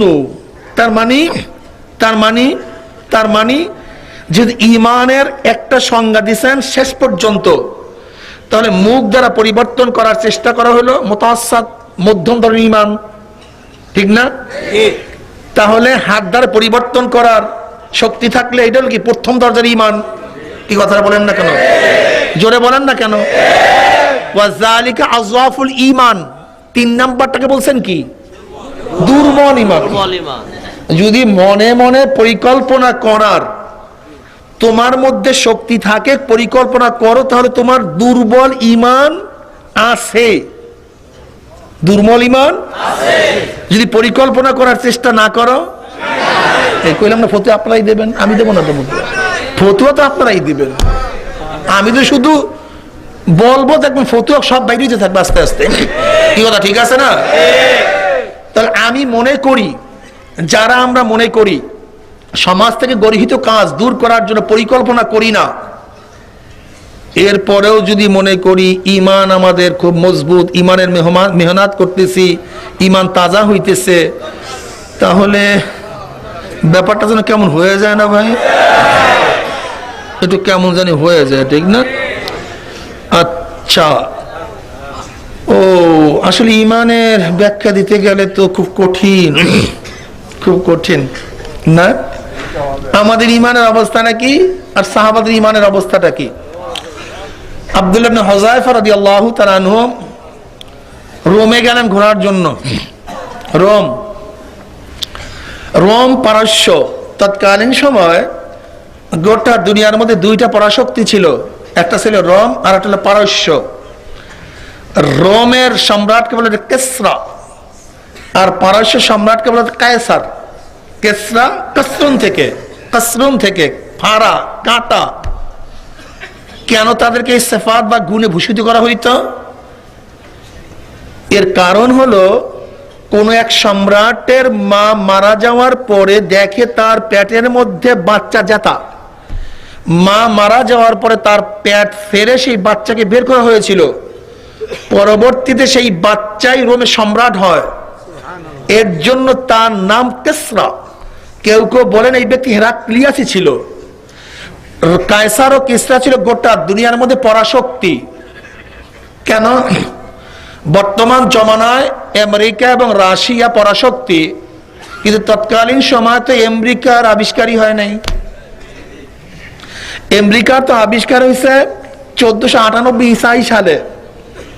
আপনারা জানেন ভাস্কর দা গামার কলম্বাস পর্তুগিজ একই সাথে নৌপথে তারা ভারত বিজয় করার জন্য রওনা হয়েছিল, লেকিন ভাস্কর দা গামা ঠিকই সুরাটে আসতে পারছে, সুরাট বন্দরে, কিন্তু কলম্বাস ভুলে চলে যায় আমেরিকার দিকে। কিন্তু আমেরিকা নামে কোনো দুনিয়ার মধ্যে একটা দেশ আছে, এর অস্তিত্ব মানুষ জানতো না। এর জন্য কলম্বাস যেইখানে যেই চর পাইতো, দ্বীপ পাইতো, মনে করতে এইটা ইন্ডিয়ার একটা অংশ। সেহেতু কোন এক চর বা দ্বীপে থামার সাথে সাথে সেইটার নাম দিত এটা ইন্ডিয়ার অংশ, অমুক অংশ। যেমন ওয়েস্ট ইন্ডিজ, ওয়েস্ট মানে পশ্চিম, ইন্ডিজ মানে ইন্ডিয়া, মানে এটা পশ্চিম ইন্ডিয়া। অথচ ওয়েস্ট ইন্ডিজ ভিন্ন এক কান্ট্রি, ভিন্ন এক দেশ, মহাদেশের দিকে। কথা ঠিক না? কারণ কলম্বাস জানতই না যে ভারতের বাহিরে অন্য কোন দেশ আছে। তো এই তো 1498 ঈসাই সালের কথা, কিন্তু আমি তো বলতেছি অনেক আগের কথা। সরদার দো আলম সৈয়দুল আম্বিয়া মুহাম্মদ আরবি আলাইহিস সালাতু ওয়াস সালাম জন্ম হইল 570 ঈসাই সালে। তিনি নবুয়তে ভূষিত হয়েছিলেন 610 ঈসাই সালে। কি কথা ঠিক না? তৎকালীন সময় হেরাক্লিয়াস, যার কাছে নবী আলাইহিস সালাতু ওয়াস সালাম চিঠিও প্রেরণ করছিলেন, এই হেরাক্লিয়াস খুব মহা এক শক্তিধর শক্তি ছিল। কিসরাকে পরাজিত করে একমাত্র সুপার পাওয়ার হলো রোম। এই রোমে গেছিলেন আব্দুল্লাহ ইবনে হুযায়ফা রাদিয়াল্লাহু তাআলা ঘোরার জন্য। কিন্তু হেরাক্লিয়াস নবী আলাইহিস সালাতু ওয়াস সালাম সাহাবাদের গুণকীর্তন আগের থেকেই শুনতেন। যেহেতু তাদের গুণকীর্তন শুনছেন, তার মনে মনে অনুভূতি সৃষ্টি হয়েছে, যদি সাহাবাদেরকে দেখতে পারতাম তাহলে আমি তাদের ইন্টারভিউ নিয়ে দেখতাম যে এই লোকগুলিকে মুহাম্মদ কিভাবে সৃষ্টি করেছেন সাল্লাল্লাহু আলাইহি ওয়াসাল্লাম। তো আব্দুল্লাহ ইবনে হুযায়ফা রাদিয়াল্লাহু তাআলা সেখানে যাওয়ার পরে আগের থেকে বলা ছিল, তার সৈনিকরা তাকে অ্যারেস্ট করে হেরাক্লিয়াসের কাছে নিয়ে গেছে। কোথায় নিয়ে গেছে? রাজ দরবার, গোটা দুনিয়ার মধ্যে সবচেয়ে পাওয়ারফুল। এবং হেরাক্লিয়াসের দরবারে ঢুকতে গেলে তার গেটটা এমন ভাবে ছিল নত হয়ে ঢুকতে হইতো, নত হয়ে, কোনো মানুষ সোজা হয়ে ঢুকতে পারতো না। আব্দুল্লাহ ইবনে হুযায়ফা রাদিয়াল্লাহু চিন্তা করতেছেন, মুসলমান মুমিন মানুষের তো সের একমাত্র রব্বুল আলামিনের সামনেই নত হয়, অন্য কারোর সামনে তো আমাদের সের নত হয় না। ঢুকবো কিভাবে? ঢুকতে গেলেই নত হতে হবে। এবার তিনি একটা অবনব পদ্ধতি গ্রহণ করলেন। পদ্ধতিটা কি? তিনি আগে পাওকে বাড়াই দিচ্ছেন এরকম, আর তার মাথা পিছনে। হেরাক্লিয়াসের সম্রাটের সামনে কোনো মানুষ এইভাবে ঢোকার তো কল্পনাই করা যায় না, চিন্তাই করা যায় না। সবাই গরম হয়ে গেছে, মারাত্মক এক অবস্থা, বেয়াদবি, অসম্মান, অশ্রদ্ধা, রাখা যায় না তাকে। হেরাক্লিয়াসের ভাই পাশের থেকে কোষমুক্ত করছে তলোয়ারকে, দ্বিখণ্ডিত করে ফেলবে, কিন্তু হেরাক্লিয়াস যেহেতু পরীক্ষার জন্য তাদেরকে নিয়ে আসছে, দ্বিখণ্ডিত করলে তার পরীক্ষা হবে না। থামাও, আমাকে দেখতে দাও ব্যাপারটা। কিছু বললেন না। হেরাক্লিয়াসের পাশে এক সিট খালি ছিল। আব্দুল্লাহ ইবনে হুযায়ফা রাদিয়াল্লাহু তাআলা সরাসরি গিয়ে, কোনো চিন্তা ভাবনা কিচ্ছু নাই, একেবারে হেরাক্লিয়াসের পাশে বসে গেছে। কাপড় চোপড় ময়লা, জীর্ণ শীর্ণ, পোশাকের মধ্যে কোনো চাকচিক্যতা বলতে কিছুই নাই। হেরাক্লিয়াস পাশে বসে গেছে, সবাই তো দাঁত কিটমিট কিটমিট করতেছে, এত বড় সাহস কিভাবে? কিন্তু তেনারা তো একমাত্র তাদের কলবের মধ্যে মালিক তো আল্লাহ, মাওলা তো আল্লাহ, অন্য কেউ মাওলা না, সব গোলাম, মাওলা এক আল্লাহ। কি কথা ঠিক না? হেরাক্লিয়াস বল, থামো, কেউ কথা বলবে না। এবার মাছ ধরার জন্য শিকারী যেরকম শিকার ধরার জন্য টোপ দেয়, এবার হেরাক্লিয়াস তার ঈমানকে গ্রহণ করার জন্য টোপ ফেলছে। কি টোপ? আব্দুল্লাহ, আব্দুল্লাহ শোনো, তুমি ঈমানটা ছেড়ে দাও। কি হবে ঈমান ছাড়লে? বলে, আমার বাদশাহীর অর্ধেক তোমাকে দিয়ে দেব, আমার বাদশাহীর অর্ধেক তোমাকে দিয়ে দেব, শুধু শর্ত হলো ঈমানটা ছেড়ে দাও। টোপ, মারাত্মক। কি কথা ঠিক না? ক্ষমতার টোপ, মারাত্মক টোপ। এর চেয়ে বড় টোপ হতে পারে? কি বলেন? আজকে যদি আপনাকে আমাকে কমিশনারের টোপ দেওয়া হয়, তোমাকে কমিশনার বানায় দেব। যদি চেয়ারম্যানের টোপ দেওয়া হয়, তোমাকে চেয়ারম্যান বানায় দেব। যদি উপজেলার চেয়ারম্যানের টোপ দেওয়া হয়, যদি এমপির টোপ দেওয়া হয়, মৌলবীরা ঘুরতে থাকে। তাতে নায়সরা লাগুক আর ধান কাটা লাগুক, এমপি হইতে হবে। কি রাগটা করছে না? এদের নাও বাবা লাগুক আর ধান কাটা লাগুক দরকার নাই, আর নাঙ্গো চালাইতে হোক, আমাকে এমপি হতে হবে। বিশাল বিশাল দাড়ি, টুপি, জুব্বা সব ঠিক আছে, আলহামদুলিল্লাহ, এমপি হতে হবে। এই ঠিক এই টোপটা মাইরা দিস, নাও অর্ধেক ক্ষমতা, কিন্তু শুধু ঈমান ছাড়তে হবে। আব্দুল্লাহ শোন, ঘটনা আরো আছে। কি? তুই জানোস আমার একমাত্র মেয়ে, বিশ্ব সুন্দরী, সুস্থিরী, কোনো ছেলে নাই। আমি মারা যাওয়ার পরে যে জামাই হবে সে গোটা রোম পারস্য সম্রাট হয়ে যাবে। ব্যাস, তোমার চেয়ে এর চেয়ে আর কি সৌভাগ্য থাকতে পারে? এবার বলেন তো আপনার আমার অবস্থা কি হইতো? ঈমান মিলাতে হবে। আমিনু কামা আমানান নাস, আমিনু কামা আমানান নাস, ঈমান আনো যেইভাবে। আলিফ লাম আহাদে খারিজি, মাহুদি খারেজ করা সাহাবারা। ঈমান আনো যেইভাবে সাহাবারা ঈমান নিয়ে আসছে। শোনো, মিসাল, তোমার থেকে আমি 1 কোটি পিস রুমাল গ্রহণ করব। বায়ারের কাছে আসছে, বায়ার 1 কোটি পিস রুমাল নিবে বাংলাদেশ থেকে, তোমার ইন্ডাস্ট্রিজ থেকে। কিন্তু এটা হলো মেসাল। এটা কি মেসাল? নাও দস্তখত করো, তুমি এখানে দস্তখত করো, আমাকে এখানে 1 পিস দাও, তুমি 1 পিস নাও। এই তোমার 1 কোটি পিস রুমাল, এই রুমালটার সাথে যদি মিলে তাহলে গ্রহণ করব, যদি না মিলে বাদ, বাদ, সব বাদ। বাস, যখন আপনি প্রোডাকশন দিচ্ছেন, এবার ওই মিসাল নামাইছে যেটা তার কাছে রাখছিলেন, কাম হয় না, 1 ইঞ্চি ডিফারেন্স, সব ফেরত। এই যা আছে যারা এক্সপোর্ট করে, আমাদের শরীফ সাহেব, জিজ্ঞাসা করেন, তোমাকে মিসাল দিবে যে তুমি এই এই অনুযায়ী মালটা দিতে হবে। ওই মালের সাথে যদি মাল মিলে তাহলে গ্রহণ করা হবে, না মিললে ঠিক। এই সাহাবার হল মিসাল, ঈমান গ্রহণ করার মিসাল হল এই সাহাবী। শোন, এই সাহাবাদের ঈমানের সাথে যার ঈমান মিলবে, কিয়ামতের ময়দানে তার ঈমানকে গ্রহণ করা হবে। আর সাহাবাদের ঈমানের সাথে যাদের ঈমান মিলবে না, সব প্রত্যাখ্যান করা হবে, একটাও নেওয়া হবে না, সব বাদ। আব্দুল্লাহ ক্ষমতা নে, শুধু ঈমানটা ছাড়। অমনি আব্দুল্লাহ বলে, হেরাক্লিয়াস শোন, ভালো মতো বুঝ, তুই তো শুধু রোম পারস্য সম্রাটের কথা বলতেছ, গোটা দুনিয়ার মালিক যদি আমাকে বানানো হয়, গোটা দুনিয়ার মধ্যে লাথি মারবে আব্দুল্লাহ, কিন্তু ঈমান কোনোদিন ছাড়বে না। মিলান, ঈমান মিলাতে হবে, ঈমানটাকে মিলাতে হবে। কাজ নাই, সুন্দরী নারীও কাজ হয় নাই, ক্ষমতায় কাজ হয় না। এবার শাস্তি, অ্যারেস্ট কর, ক্ষিপ্ত হয়ে গেছে, ওর দল বল সব অ্যারেস্ট কর, ঢুকা জেলখানায়। হেরাক্লিয়াস এবার শাস্তির পালা, অ্যারেস্ট কর, জেলখানায় ঢুকাইছে জেলখানায়। হেরাক্লিয়াস বল খবরদার, ওই সময় খানা দিবা যখন ডাক্তার বলবে এখন খানা না দিলে মারা যাবে। ওই সময় আমাকে বলবা, আমি খানা দেওয়ার জন্য বলবো। অ্যারেস্ট অবস্থা আছে, একদিনে না, 2 দিন না, 3 দিন কোনো খানা নাই, 4 দিন নাই, উপবাস, বেহুশ। এবার ডাক্তার বলতেছে যদি এখন তাকে খানা না দেওয়া হয় তাহলে ওরা মারা যাবে।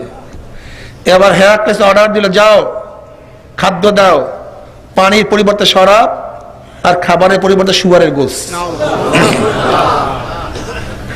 উপবাস, অনাহার, পিপাসিত, কোন যাবে যান, এর মধ্যে খানা হাজির। কত আনন্দিত না খানা, আনন্দিত সে তো জানে না, আনন্দিত খানা খাবে। যখনই খানা করা শুরু করবে, এর মধ্যে বলতে, শোনো এই তোমাদের জন্য খানা নিয়ে আসা হয়েছে, এই গোশ হলো শুয়ারের গোশ আর পানির পরিবর্তে শরাব, এর বাহিরে তোমাদের জন্য খাদ্যের ব্যবস্থা নাই, খেতে পারো। আপনি আমি কি ফতুয়া দিতাম? আহওয়ানুল বালিয়াতাইন, 2 বালার মধ্যে ছোট বালাকে গ্রহণ করা, 2 খারাপির মধ্যে ছোট খারাপিকে গ্রহণ করা, পায়খানা প্রস্রাবের মধ্যে প্রস্রাবকে গ্রহণ করা, মরা গোশ আর শুয়ারের গোশের মধ্যে ওইটাকে গ্রহণ করা। এই ফতুয়া চলতো না, কিন্তু সাহাবারা তো ফতুয়া জানেন না। কি কথা ঠিক না? এখানে ইস্তেহাদ গলত, স্পষ্ট, ওলামায়ে কেরাম ইস্তেহাদ গলত। আহওয়ানুল বালিয়াতাইনের মাসাল ওই সময় আসবে যখন এই 2 বালা ব্যতীত তৃতীয় কোনো পথ নাই,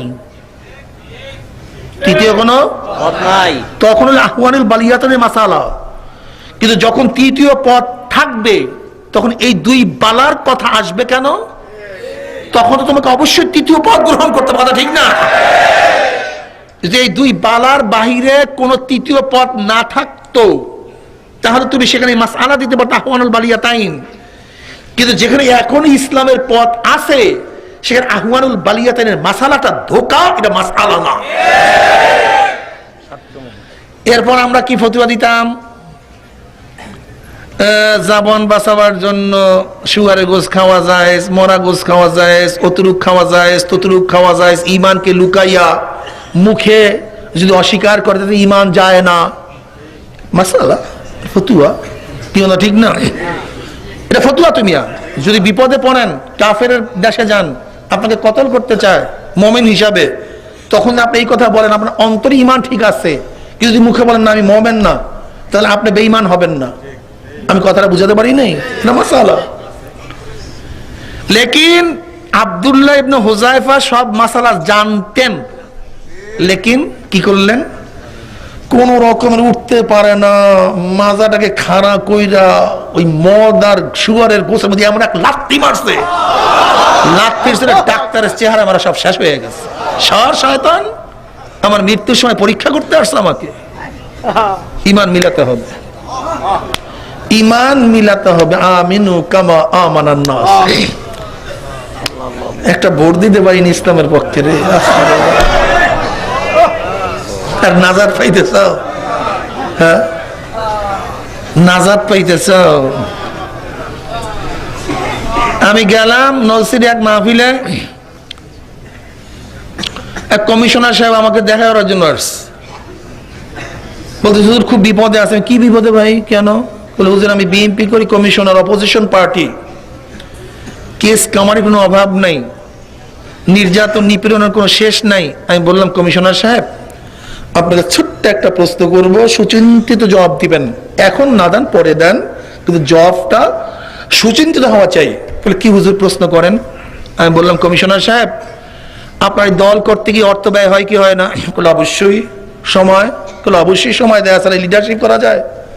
আমি বললাম জেলে যাওয়ার সম্ভাবনা আছে কিনা হুজুর? অবশ্যই। আমি কি জীবন যাওয়ার? বলে অবশ্যই।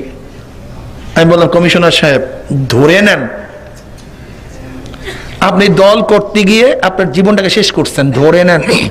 তার আগে ইউপি নির্বাচন হয়ে গেছে, প্রায় 260 জন বা 72 জন মানুষ মারা গেছে, তার পরপরই ঘটনা। আমি বললাম ধরে নেন আপনি দল করতে গিয়ে মারা গেলেন, কিয়ামতের ময়দান আল্লাহ পাক যখন প্রশ্ন করবে কি করবে না? সুম্মা লাতুসআলুন্না ইয়াওমাইযিন আনিন নাঈম। জীবনের সবচেয়ে বড় নিয়ামত, সময় হলো সবচেয়ে বড় নিয়ামত, অর্থ এক নিয়ামত। যদি আল্লাহ পাক প্রশ্নই করেন কমিশনার, জি আল্লাহ মল্লি কেন, জীবন দিলি কেন, বল বল কারণ বল, তুই জীবন দিলি কেন?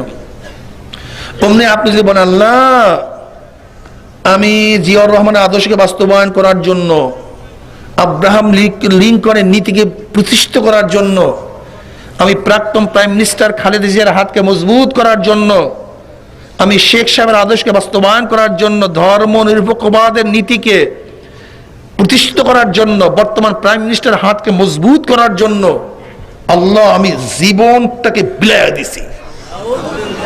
অমনি আল্লাহ পাক বলেন খুব ভালো কাজ করছো, তুই সরাসরি জান্নাতে চলে যা। কি কথা ঠিক আছে না? আলহামদুলিল্লাহ। কিরে বাচ্চারা কি বলো বাবা? হ্যাঁ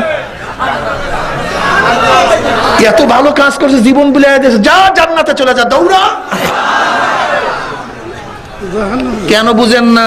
ঘটনাটা কি? আসলে না বুঝার তো কিছু, ইসলাম তো না বুঝার কিচ্ছু না ভাই, ইসলাম তো না বুঝার কিচ্ছু না, ইসলাম তো বুঝার জিনিস, বুঝার জন্য আসছে। তাহলে আল্লাহ পাক কি বলবেন বলেন তো? বাচ্চা তুই বল কি বলবে আল্লাহ? ওই ছোট্ট বাচ্চা একেবারে বামে দৌড়া, ডাইনে না, ওদিকে চাবিও না, দেখলেও তোর আনন্দ লাগবে, দৌড়া বাম দিকে। আমরা আপনাদের বলি কেন, কিসের জন্য বলি? খবরদার চরমনের একটা কথা মানিয়েন না, কথা শুনিয়েন না, চরমনে আসিয়েন না, চরমনের দিকে ফিরিয়া থুক মারিয়েন, কোনো আফসোস নাই, কিন্তু খবরদার মাওলার কাছে নাজাত পাওয়ার কাজ করিয়া তারপর মাওলার কবরে যাই। বাদদান চরমনাই মিয়া, চরমনাই। আমি কি জিজ্ঞাসা করো চরমনাই মুড়ি? জিজ্ঞাসা করো চরমনাই গেছিলি না গেছিলি? জিজ্ঞাসা করো মান রব্বুকা ওমা দীনুকা ওমান নাবিয়ুকা মান হাযার রাজুল। বুঝেন নাই? দুই রাওয়ায়াত। কয়টা প্রশ্ন বাবা? তিনটা। মান রব্বুকা ওমা দীনুকা ওমান নাবিয়ুকা। তুই নামাজের প্রশ্ন কই? রোজার প্রশ্ন, যাকাত, জিকির, হজ। ঘটনাটা কি? ঘটনাটা কি? মাত্র প্রশ্ন তিনটা। নামাজের প্রশ্ন নাই, দাড়ির প্রশ্ন নাই, টুপির প্রশ্ন নাই, ছাতার প্রশ্ন নাই, কিচ্ছু না, মাত্র প্রশ্ন তিনটা। সব ভাবতে পারার দরকার নাই, দুইটা টিপেই বোঝা যায়। মান রব্বুকা ইমানের মাসালা, ওমান দীনুকা নীতি ও আদর্শের মাসালা, ওমান নবিয়ুকা ঈমান ও দ্বীন কাজে লাগার মাসালা। বুঝেন নাই?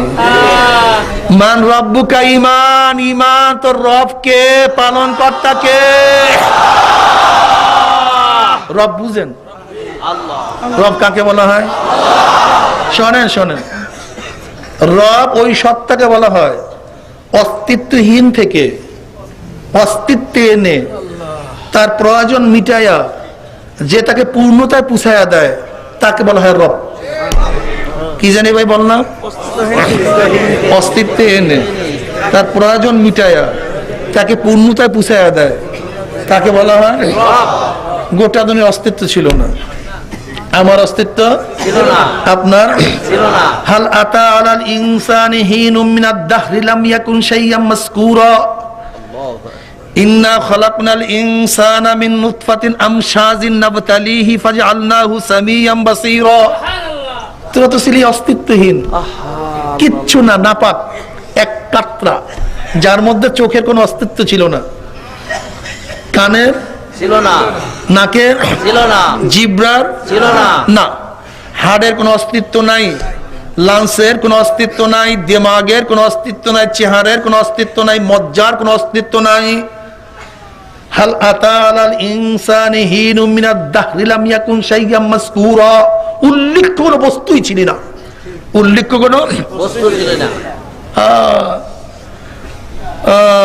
শুধু তাই নয়, তোদের মূল অরিজিনের আলোচনা না মা বাবার সাথে করত, না মা বাবার সাথে করত, না বড় ভাই ছোট বোনের সাথে করত, না ভাই ভাই সাথে আলোচনা করত, না ওস্তাদ শাগরেদের সাথে আলোচনা করত। লাম ইয়াকুন শাইয়াম মাযকুরা, উল্লেখ্য কোনো বস্তুই ছিল না, আলোচনার কোনো বস্তুই ছিল না। কেউ তোদের জিকিরই করতো না, আলোচনাই করতো না।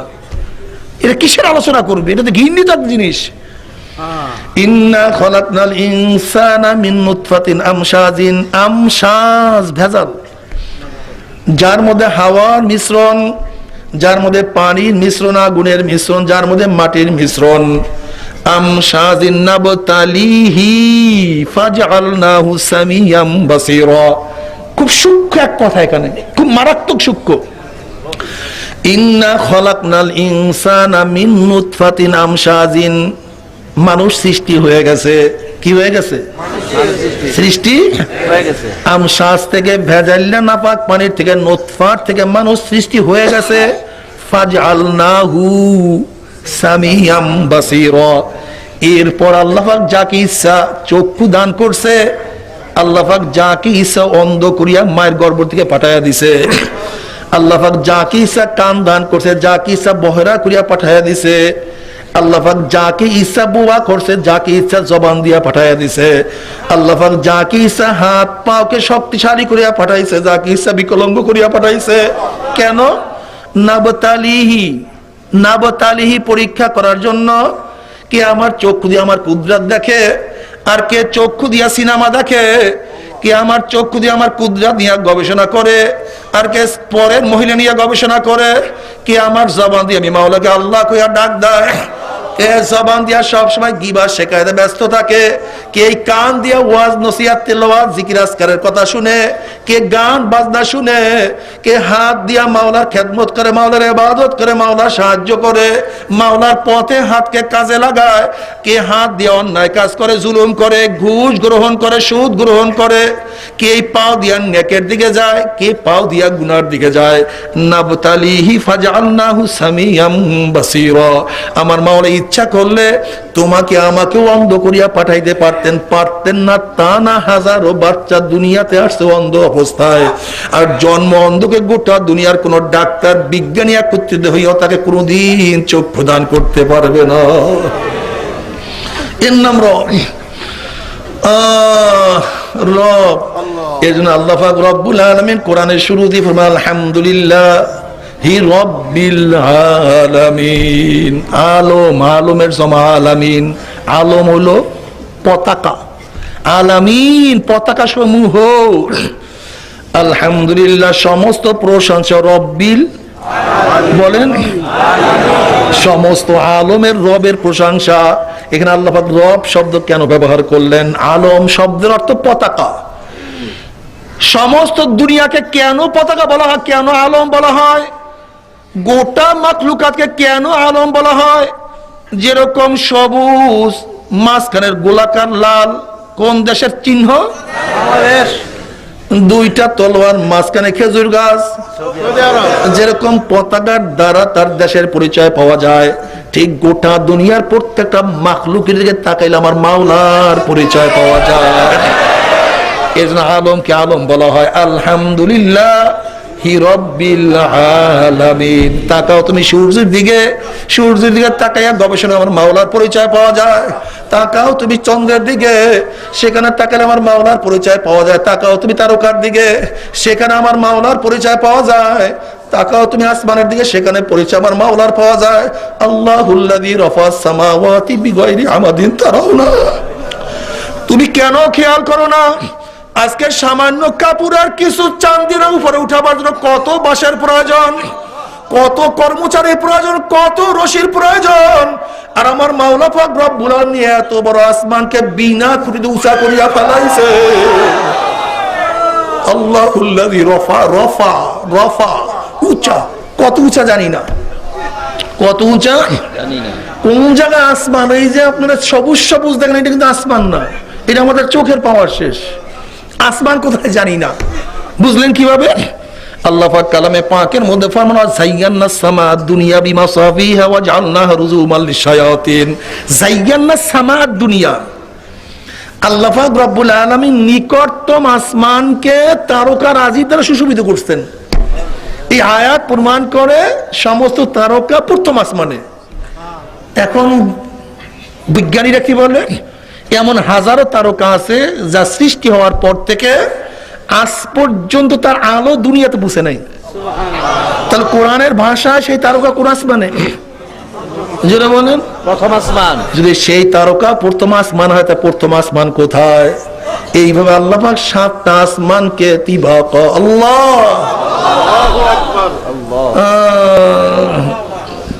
আল্লাহুল্লাযী খালাকাস সামাওয়াতি ওয়াল আরদি বিগাইরি আমাদিন তারাউনাহা। আল্লাহ তুমি মাফ করিয়া দাও, আমিন।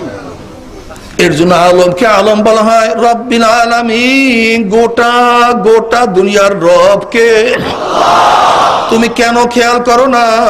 তুমি আমি যখন মায়ের গর্ভের মধ্যে ছিলাম, প্রয়োজন ছিল রক্তের। আমার মাওলা পাক রব্বুল আলামিন তোমার আমার নবীর সাথে, আমার মাওলার নারের সাথে কত একটা সম্পর্ক করিয়া ফেলাইছে। মাত্র বাচ্চাই সময় জন্ম হইছে, 1 মিনিট হইল, 1 মিনিট আগেও সে রক্ত খাইয়া বাঁচছে। এখন কেন রক্ত খাইয়া বাঁচতে পারবে না? মাত্র 1 মিনিট সময় বের হইছে, আর কাজ হবে না, শেষ। যেই বাচ্চা 10 দিন পর্যন্ত রক্তের মাধ্যমে বাঁচতে পারছে, দুনিয়াতে আসার সাথে সাথে কেন সে রক্ত খাইয়া বাঁচতে পারবে না? এই যুক্তি তোমার কাছে আমার মাওলা ছাড়া কেউ জানে না। এখন দুনিয়ার মধ্যে আসছো, তোমার দরকার দুধের। কোথায় তুমি দুধ পাবা? তুমি দুনিয়াতে আসার আগে আমার মাওলা তোমাকে কত সুন্দর রিজিকের ব্যবস্থা করিয়া রাখছে। আমাদের এক মুফতি সাহেব, মুহাদ্দিস সাহেব, তিনি চরমনাই মাহফিল শুরু হওয়ার আগে বলতেছে, দেখেন হুজুর, আমার মাওলা যে রিজিকের ব্যবস্থা করে তার কত সুন্দর প্রমাণ। মানুষ এখন আসে নাই, তাদের জন্য দোকানপাট, চাউলের দোকান, তরকারির দোকান, গোশের দোকান সব হাজির হয়ে গেছে। আল্লাহ রিজিক আগেই পাঠায় দিয়েছে। বাচ্চা এখন বুঝলাম মায়ের পেটের মধ্যে, কিন্তু মায়ের পেটের মধ্যে থাকতে আগেই খানার ব্যবস্থা অগ্রিম করিয়া রাখছে আল্লাহ, অগ্রিম। আর তোমরা সবাই জানো, গোটা দুনিয়ার মধ্যে একটা বাচ্চার জন্য সবচেয়ে বেশি প্রয়োজনীয় যুক্তিযুক্ত খানা হলো মায়ের দুধ। মায়ের দুধের চেয়ে স্বাস্থ্যকর, পুষ্টিকর আর কোনো খাদ্য বাচ্চার জন্য হতে পারে না। এখনো বাচ্চা ছোট, যদি তোমার দুধ বেশি কোনো হয়ে যায়, বাচ্চার পেট নষ্ট হয়ে যাবে। যদি বেশি পাতলা হয়, ক্ষুধাও নিবারণ হবে না। বেশি গরম হলে ওট পুড়িয়া যাবে, বেশি ঠান্ডা হলে বাচ্চার ঠান্ডা লাগিয়া যাবে। কিন্তু আমার মাওলা পাক এত সুন্দর, এত সুন্দর যুক্তিযুক্ত, এত সুন্দর তার প্রয়োজনীয় খাদ্য তৈরি করে রাখছে, যা বেশি ঘন না, তার ক্ষুধা, তার পেট নষ্ট হয়ে যাবে। আবার বেশি পাতলাও না, তার ক্ষুধা নিবারণ হবে না। আবার বেশি গরমও না, তার ঠোঁট পুড়িয়া যাবে। বেশি ঠান্ডাও না, তার ঠান্ডা লাগিয়া যাবে। আমার মাওলা পাক রব্বুল আলামিন এত সুন্দর খানার বাধ্যক ব্যবস্থা করছে। ওমা মিন দাব্বাতি ফিল আরদি ইল্লা আলাল্লাহি রিজকুহা। রিজিকের মালিক কে? নবী মুসা আলাইহিস সালাতু ওয়াস সালাম চিন্তা করতেছেন, মাওলা কিভাবে রিজিকের ব্যবস্থা করে। এই চিন্তা করতেছেন, অমনি তার সামনে একটা পাথর। আমার মাওলা বলছে, মুসা তোর লাঠি দিয়া পাথর উপরে তুই আঘাত কর। যখনই পাথর উপরে আঘাত করা হইলো, তখন পাথরটা দ্বিখণ্ডিত হয়ে গেল। দেখে সেই পাথরের মধ্যে একটা পোকা, সেই পোকার মুখের মধ্যে তাজা একটা সবুজ ঘাস। কে ব্যবস্থা করে? কেন খেয়াল করো না? নবী সুলাইমান আলাইহিস সালাতু ওয়াস সালাম মাওলার কাছে বলে, মাওলা রে, তোমার মাখলুকাতকে আমি একটা ওয়াক্ত মেহমানদারি করাইতে চাই। বলে কর। 6 মাস পর্যন্ত পাকাইছে, 6 মাস জিন ইনসান মিলিয়া, খাদ্যের কোনো অভাব নাই। এবার মাওলাকে বলেন, মাওলা দাওয়াত দাও। বলে সবকে দাওয়াত দেওয়ার প্রয়োজন নেই, আগে একটা মাছকে খাওয়াইয়া দে। একটা মাছ আসিয়া সমুদ্রের কিনারে হাঁ করছে, বলছে, নবী সুলাইমান, মাওলা তোমার দাওয়াতে পাঠাইয়া দিয়েছে, আজকে তিনি খানা খাওয়াবেন না, তোমার দাওয়াতে পাঠাইয়া দিয়েছে, তুমি খানা খাওয়াও। মাছ তো হাঁক করছে, এবার সুলাইমানের সমস্ত খানা পেটের মধ্যে ঢুকানো শুরু করছে। ঢুকাইতে 6 মাসের খানা সব শেষ, কিন্তু এখন পর্যন্ত মুখ বুঝে না। করে কি রে কি হয়েছে? করে পেট তো ভরে নাই। পেট তো ভরে নাই। কি বলস? সুলাইমান, তুমি যেই পরিমাণের খানা আমাকে খাওয়াইছো, মাত্র আমার 1 লোকমা খানা হয়েছে। আমার মাওলা পাক রব্বুল আলামিন প্রতিদিন এই আমাকে 3 লোকমা খানার ব্যবস্থা করে। আলহামদুলিল্লাহি রাব্বিল আলামিন। ওয়া ইয়াত্তাকিল্লাহ ইয়াজআল লাহু মাখরাজান ওয়া ইয়ারযুকহু মিন হাইসু লা ইয়াহতাসিব। আলহামদুলিল্লাহি রাব্বিল আলামিন। রবকে আল্লাহ, শান্তি দেওয়ার মালিককে, অশান্তি দেওয়ার মালিককে, মারার মালিককে, বাঁচাবার মালিককে, হায়াত দেওয়ার মালিককে, সুস্থ রাখার মালিককে, সব আমার মাওলা, অন্য কেউ না, অন্য কেউ হইতে পারে না। এর জন্য প্রথম প্রশ্ন যখন করা হবে, তখন আল্লাহ পাকের মুমিন বান্দা আমাদের কবরে বলে, কোন ছাতার প্রশ্ন করছো? কোন ছাতার প্রশ্ন করছো ফেরেশতা? তুমি কি জানো না এই রবকে মানতে গিয়ে আমার সংসার ছাড়িয়া দিছি, স্ত্রীকে ত্যাগ করিয়া ফেলাইছি? তুমি কি জানো না এই রবকে মানতে গিয়ে আমি স্বামী ত্যাগ করছি, আমি সবকিছু ত্যাগ করছি? এর জন্য আসিয়া আলাইহিস কি বলছে? আমানতু বিরব্বি মূসা ওয়া হারুন। আমানতু বিরব্বি মূসা ওয়া হারুন, আমি মূসা এবং হারুনের রবের উপর ঈমান আনছি। আপনার ঘটনা সবাই জানেন। আসিয়া আলাইহিস সালাতু ওয়াস সালাম যখন ঈমান গ্রহণ করলেন, ফেরাউন যখন বসে আনা রব্বুকুমুল আলা, আমি বড় খোদা, ফেরাউন ডিক্লেয়ার আনা রব্বুকুমুল আলা, আমি বড় খোদা। এখন পাবলিক বলছে, ও ফেরাউন, আমাদেরকে খোদা না মানাইয়া আগে তোমার স্ত্রীকে তোমাকে খোদা মানাও, তোমার স্ত্রী তোমাকে খোদা মানে না। ক্ষিপ্ত হয়ে গেছে, এত বড় সাহস! আসিয়া, তুমি নাকি আমাকে খোদা মানো না? হ্যাঁ, ঠিকই শুনছো, আমি তোমাকে স্বামী মানি, কিন্তু রব মানি না। রব তো আমার মাওলা। ক্ষিপ্ত হয়ে গেছে, আসিয়া, তোমাকে তালাক দিয়া দেব, তোমাকে তালাক দিয়া দেব। তালাকের বিরহ বেদনা সহ্য করতে পারবো, কিন্তু অন্য কাউকে রব মানতে পারবো না। ঈমানকে মজবুত করো রে বাবা। আসিয়া আলাইহিস সালাতু ওয়া কিসসা কাহিনী বাদ দাও। বর্তমান জমানার এরকম হাজারো মহিলারা আছে যাদের ঈমান আলহামদুলিল্লাহ অনেক অনেক বেশি মজবুত। আমাদের এলাকায় নির্বাচনের সময় এক মহিলা স্বামী জালেম, মহিলা স্বামী বলতেছে, তুমি হুজুর দেখে ভোট দিতে পারবা না, হাত পাকায় ভোট দিতে পারবা না। কেন? না, আমি অমুক দল করি, অমুককে ভোট দিতে হবে। এখন মহিলা বলতেছে, আমি কিভাবে দেব? ভোট মানি সাক্ষী দিয়া।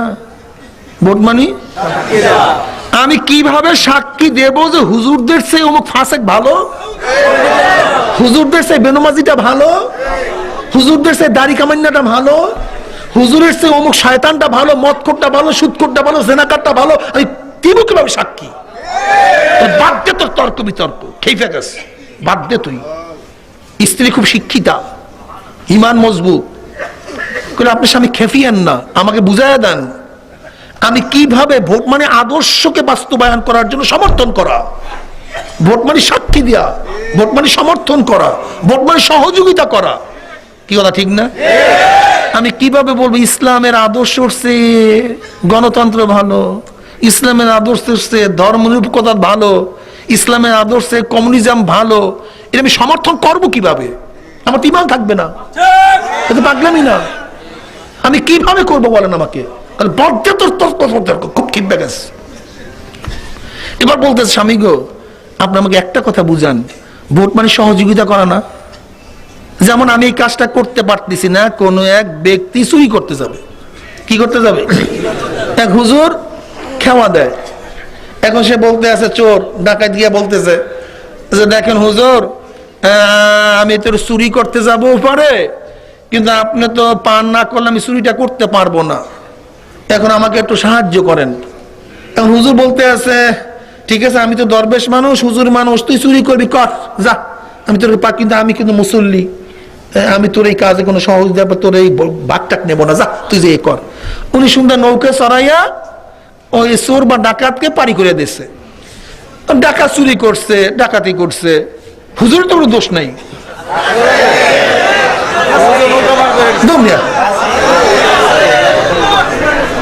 সে তো মুসল্লি মানুষ, দাড়িওয়ালা টুপিওয়ালা ঘৃণা করছে, বাদ দে।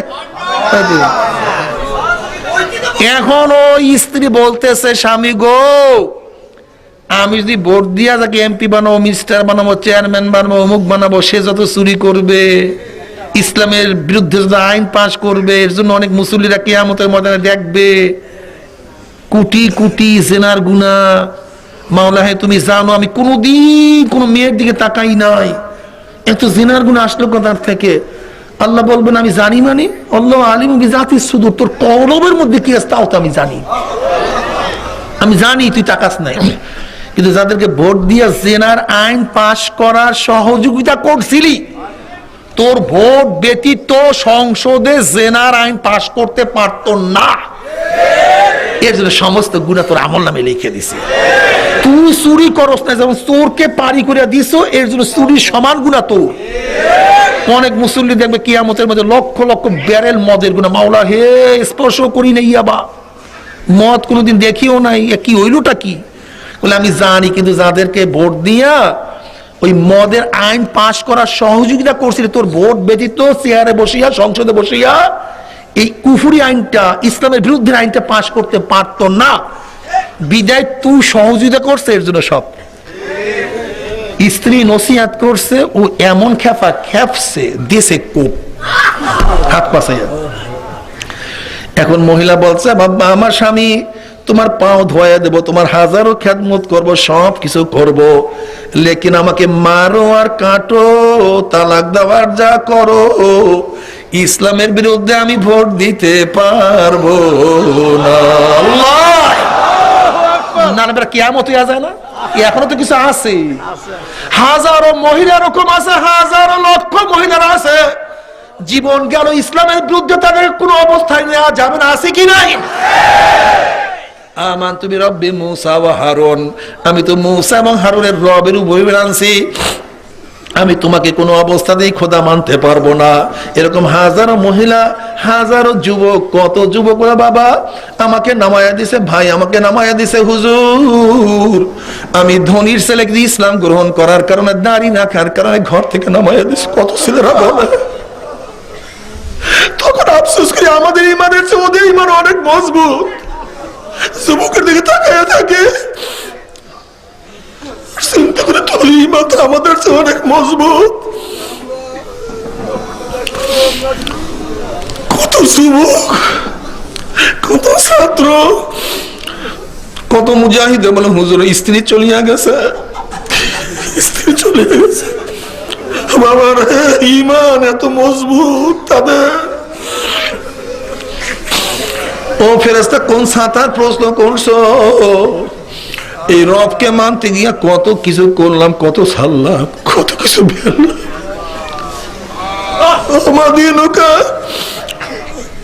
দিন মানতে নিয়ে কত রক্ত জড়াইছে। এই আদর্শ বাস্তবায়ন করার জন্য কত জেলখানায় থাকছে, কত ফাঁসিতে আমি ঝুলছি। মানহাজার রজল, ওই ব্যক্তিকে কোন সাধারণ প্রশ্ন করছো? ওই ব্যক্তির মহাব্বতে পড়িয়া কলেজের মধ্যে টুপি মাথায় দিয়ে গেছে, কলেজের সাথীরা কত থুক মারছে, কিন্তু ওনার প্রেমে পড়িয়া মাথার থেকে টুপি নামাই নাই। কলেজের মধ্যে দাড়ি রাখিয়া গেছি, কলেজের সাথীরা দাড়ি ধরিয়া কত টানা হেসরা করছে, কিন্তু ওই ব্যক্তির প্রেমে পড়িয়া দাড়ির মধ্যে পোজ দেয় নাই, ওই ব্যক্তির প্রেমে পড়িয়া লম্বা জামাগার থেকে নামাই নাই, স্ত্রীর মহাব্বত আমি করি নাই, আমার জীবনের দিকে তাকাই নাই। ও যে আমার নবী জনাবে মুহাম্মদুর রাসূলুল্লাহ সাল্লাল্লাহু আলাইহি ওয়াসাল্লাম, অমনি আমার মাওলায় ডাক দিল, সাদাকা আব্দি, আমার বান্দা সত্য কথা বলছে, ওয়াফরুশুল ফরাশা মিনাল জান্নাহ ওয়াল বিসু মিনাল জান্নাহ, আমার বান্দা বান্দির গায়ের মধ্যে জান্নাতের পোশাক লাগাইয়া দে, জান্নাতের বিছানা বিছাইয়া দে, জান্নাতের নাজ নেয়ামতের গোটা কবরটাকে ভরিয়া দে, জান্নাতের সাথে সূরাত করিয়া দে, জান্নাতের নাজ নেয়ামতের গোটা কবরটা ভরিয়া যাবে। কখন যে কবরের সময় চলিয়া যাইবে, আল্লাহ পাকের মুমিন বান্দা মানে কোনো কিছু টেরও করতে পারবে না। এরপরে কিয়ামতের ময়দানে আল্লাহ পাকের মুমিন বান্দা বান্দি উঠবে। কিসের কিয়ামতের ময়দান, কিসের মিজান, কোন কিসের পুসরান, কোনো খবর নাই। ইয়াউমা লা ইউখিজিল্লাহুন নাবিয়্যা ওয়াল্লাযীনা আমানু মা নূরুহুম ইয়াসা বাইনা আইদিহিম ওয়া বিআইমানিহিম ইয়াকুলুনা রাব্বানা আতমিম লানা নূরানা ওয়াগফির লানা ইন্নাকা আলা কুল্লি শাইইন কাদির। কিয়ামতের ময়দানে আল্লাহ পাকের মুমিন বান্দা বান্দা উঠবে, কোনো কিয়ামতের খবর নাই। তাদের ডাইনে নূর, বামে নূর, সামনে নূর, পিছনে নূর। নূরের মধ্যে দৌড়াইবার মাওলাই কই, আমার মাওলাই কই। আল্লাহ বুখারী শরীফের মধ্যে রওয়ায়াত আছে, কিয়ামতের ময়দানে একদল আল্লাহ পাকের মুমিন বান্দা বান্দার ঈমান ও আমল এত মজবুত হবে। বুখারী শরীফের রওয়ায়াত অনুযায়ী যেরকম আকাশের মধ্যে বিজলি চমকাবার সাথে সাথে তার আলো দুনিয়াতে পৌঁছিয়া যায়, একদল আল্লাহ পাকের মুমিন বান্দা বান্দার ঈমান আমল এত মজবুত হবে 30,000 বছরের পুলসরাত 1 সেকেন্ডের মধ্যে পানি দিয়ে আমার মাওলার জান্নাতে চলে যাবে। আল্লাহ তুমি কবুল করিয়া নাও। ওই রওয়াতের মধ্যে আসছে যাদের ঈমান আমল আর একটু দুর্বল হবে, বাতাসের গতিতে পুলসরাত পাড়ি দিয়ে মাওলার জান্নাতে চলে যাবে। যাদের ঈমান আমল আর একটু দুর্বল হবে, জোরে চলনওয়ালা ঘোড়ার মতো পরি দিয়ে পুলসরাত পাড়ি দিয়ে মাওলার জান্নাতে চলে যাবে। আল্লাহ তুমি কবুল করিয়া নাও। যাদের ঈমান আমল আর একটু দুর্বল হবে, জোরে হাঁটনেওয়ালা মানুষের মতো হাঁটতে হাঁটতে হাঁটতে মাওলার জান্নাতে চলে যাবে। وإن منكم إلا واردها كان على ربك حتما مقضيا ثم ننزل الذين اتقوا ونذر الظالمين فيها جثيا ونذر الظالمين فيها جثيا।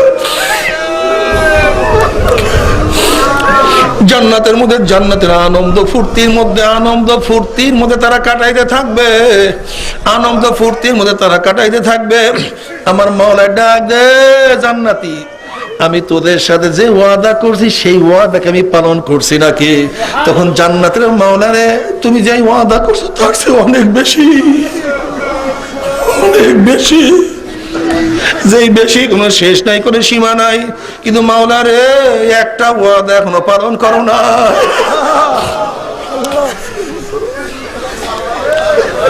অমনি আমার মাওলা ডাক দে, ফেরেশতারে আমি বান্দাদের সাথে ওয়াদা করছিলাম জান্নাতের মধ্যে তাদের সাথে সাক্ষাৎ করব, কিন্তু এখন আমি তাদের সাথে সাক্ষাৎ করি নাই। ও ফেরেশতারা নূরের পর্দা উঠাইয়া দে। যখন নূরের পর্দা উঠাইয়া দেওয়া হবে, প্রত্যেকটা জান্নাতি ভিড়াবি ধাক্কা ধাক্কি বেঁধে প্রত্যেকের জায়গা থেকে আমার মাওলাকে দেখতে পারবে। আমার মাওলাকে দেখার সাথে সাথে সমস্ত জান্নাতীরা সেজদার মধ্যে পড়িয়া যাবে। এক সেজদায় 40,000 বছর কাটিয়া যাবে, জান্নাতীদের কোনো হুঁশ থাকবে না। নবী আলাইহিস সালাতু ওয়াস সালাম ফরমান, মান আহাব্বা লিকা আল্লাহি আহাব্বাল্লাহু লিকাহু ওয়া মান কারিহা লিকা আল্লাহি কারিহাল্লাহু লিকাহু। যারা আমার মাওলার সাথে সাক্ষাৎ করাকে পছন্দ করে, আমার মাওলা তাদের সাথে সাক্ষাৎ দেওয়ার জন্য অপেক্ষায় আছে। আমার মাওলা তৈয়ার হয়ে আছে তাদের সাথে দেখা করার জন্য। আর যারা আমার মাওলার সাথে সাক্ষাৎ করতে চায় না, ওই কপাল পোড়ার সাথে আমার মাওলা সাক্ষাৎ দিবে। আল্লাহ আল্লাহ তোমাকে এক নজর দেখার তৌফিক দিয়া দেয়, এক নজর দেখার তৌফিক দিয়া দেয়। আর বাবারা, জান্নাতের মধ্যে যত নেয়ামত, যত নেয়ামত, যত নেয়ামত, এর মধ্যে সবচেয়ে বড় নেয়ামত হলো আমার মাওলার দিন।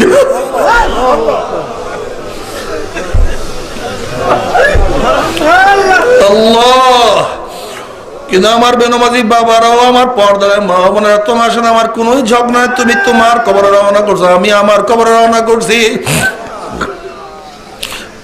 তোমার সাথে জায়গা জমি দোকানপাট কোনো কিছু নিয়ে ঝগড়া নাই, কিন্তু কি নিয়ে রওনা করছো, কোথায় রওনা করছো, হিসাব না কে নিকাশ না করিয়া কেউ মাওলার কবরে যাইও না। আল্লাহ, নাফরমান বদমাশ বেঈমান যখন মৃত্যু আসার খাইয়া পড়িয়া যাবে, আল্লাহ পাক ডাক দেয়, ফেরেশতারে এই নাফরমান নামাজ কাজা করিয়া, রোজা সারিয়া দিয়া, দাড়ি কাটিয়া, মদ পান করিয়া, ইয়াবা গ্রহণ করিয়া, জেনা বিবেচনায় লিপ্ত হইয়া, দুনিয়ার পিছনে ঘুরিয়া কোন জাহান্নাম কামাই করছে, খবরদার ওই জাহান্নাম খানা না দেখাইয়া রুহটাকে কবজ করিস না। আল্লাহর কসম করিয়া বলিয়া থুইয়া গেলাম, নাফরমান বদমাশ বেঈমান হঠাৎ স্বপ্নের মধ্যে দেখতে পারবে আজরাইলের মাথা আসমানে, পাও তার জমিনে, এক হাত মাসিক আর এক হাত মাগরিবে, নীল রঙের দিঘির মতো বড় বড় দুইটা চক্ষু, গোটা দুনিয়া বরাবর বিশাল একটা শরীর, সমস্ত শরীরের মধ্যে লম্বা লম্বা কালো কালো পশম, আবার সমস্ত পশমের গোড়া দিয়া শুধু আগুনের সিল্কি বাইর হইতে আছে। এই অবস্থা দেখিয়া নাফরমান রূহ আর বাইর হইতে চাইবে না, রূহটা থর থর থর থর করে কাঁপতে থাকবে। করুন দৃষ্টি আজরাইল আলাইহিস সালাতু ওয়াস সালামের দিকে রূহটা তাকায় থাকবে। ভাই আজরাইল, আমার বয়স তো মাত্র 16, আমার বয়স তো মাত্র 18, মাত্র মেট্রিক পরীক্ষা দিলাম, আইয়ে ভর্তি হইলাম। মনের মধ্যে কত স্বপ্ন ছিল, ভালো রেজাল্ট করব, আমি বিসিএস পরীক্ষায় পাশ করব, আমি ডিসি হব, সচিব হব, আমি এইটা হব সেইটা হব, আমি গাড়ি করব, বাড়ি করব, কত মানুষ আমাকে সম্মান শ্রদ্ধা করবে। কিন্তু ছাত্র জীবনেই তুমি আমার সামনে হাজির হয়ে আমাকে বুঝতেও পারি না। যুবক বাবারা, তুমি তো 10-এ পড়াশোনা করতে আসো, তুমি কি দেখো নাই 9-এর কত ছেলেরা হঠাৎ দুনিয়ার থেকে বিদায় হয়ে গেছে? ও আইয়ের ছাত্র বাবারা, তুমি কি দেখো নাই 10-এর কত ছাত্র হঠাৎ দুনিয়ার থেকে বিদায় হয়ে গেছে? ও আমার বিয়ের ছাত্র বাবারা, তুমি কি দেখো না আইয়ের ছাত্ররা হঠাৎ দুনিয়ার থেকে বিদায় হয়ে গেছে? ও বাবা, তোমার সামনে তোমার সন্তান দুনিয়ার থেকে বিদায় হয় নাই। ও বড় ভাই, তোমার সামনে তোমার ছোট ভাই দুনিয়ার থেকে বিদায় হয়ে গেছে। ও দাদা, ও নানা, ও তোমার সামনে তোমার নাতি দুনিয়ার থেকে বিদায় হয়ে গেছে। ও সুস্থ, তোমার চেয়ে কত সুস্থ মানুষ দুনিয়ার থেকে বিদায় হয়ে গেছে।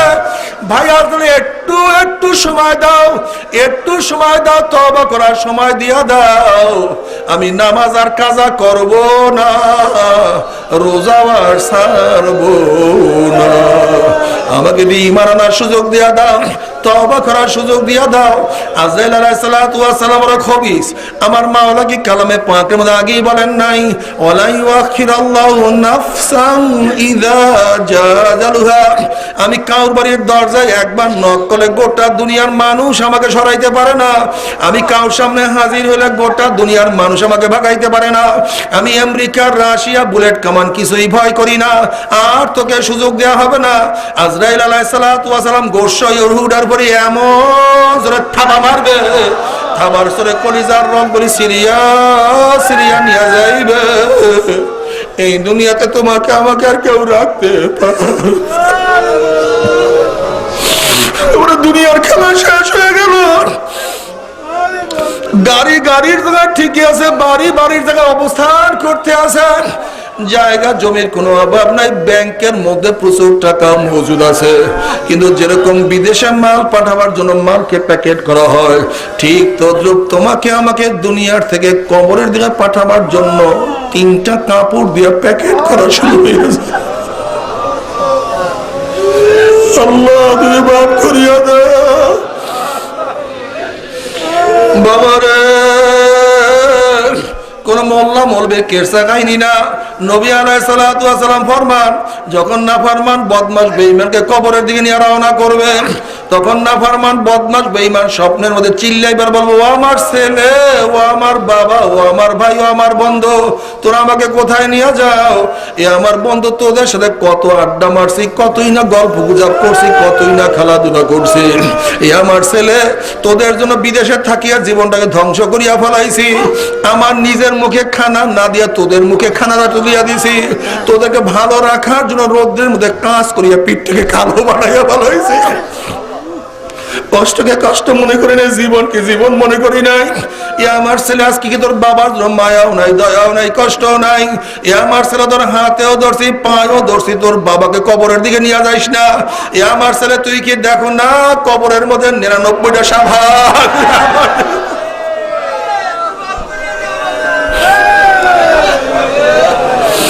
আমার ছেলে হাতেও ধরছে, পায়েও ধরছে, কবরের দিকে আমাকে নিয়ে যাইস না।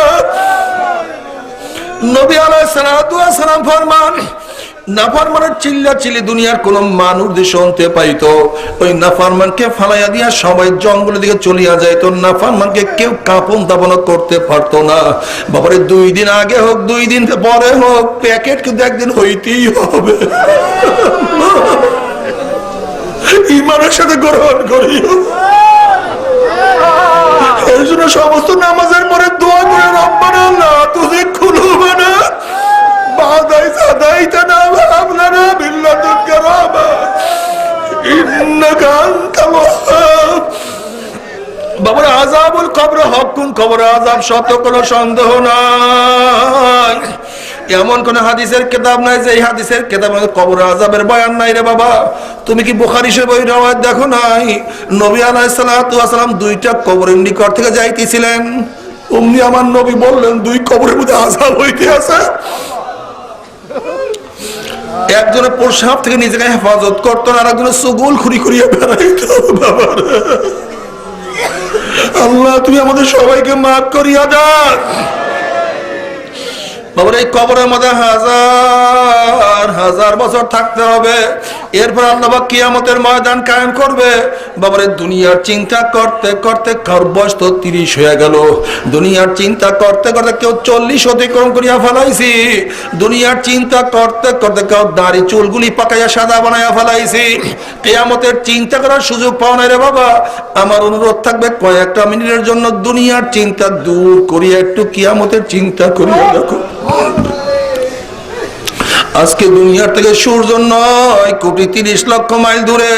এই 9 কোটি 30 লক্ষ মাইল দূরের থেকে গরমের দিনে সূর্য যখন গরম দেওয়া শুরু করে, সূর্যের গরমে 2-3 ফিট পুকুরের পানি গরম হইয়া যায়, রাস্তার পিচ গলিয়া যায়, বালু উত্তপ্ত হইয়া যায়। কোন একটা মানুষকে হাত পা বাঁধিয়া যদি টিনের চালের ফেলায় দেওয়া হয়, 1 ঘন্টা পরে সে মারা যাবে।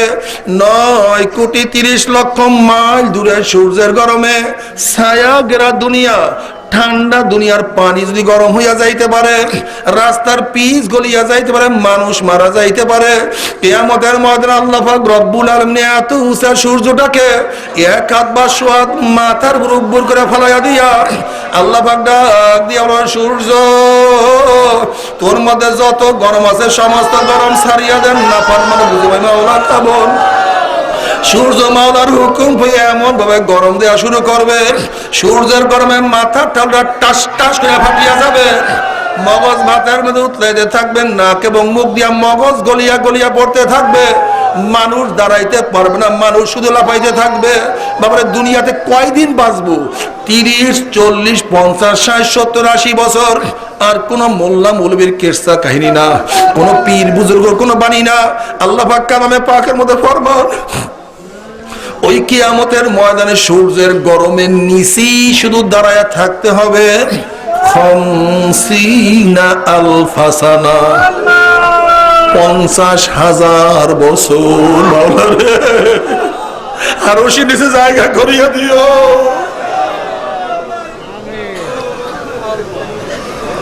আরো সে নিচে জায়গা করিয়া দিও।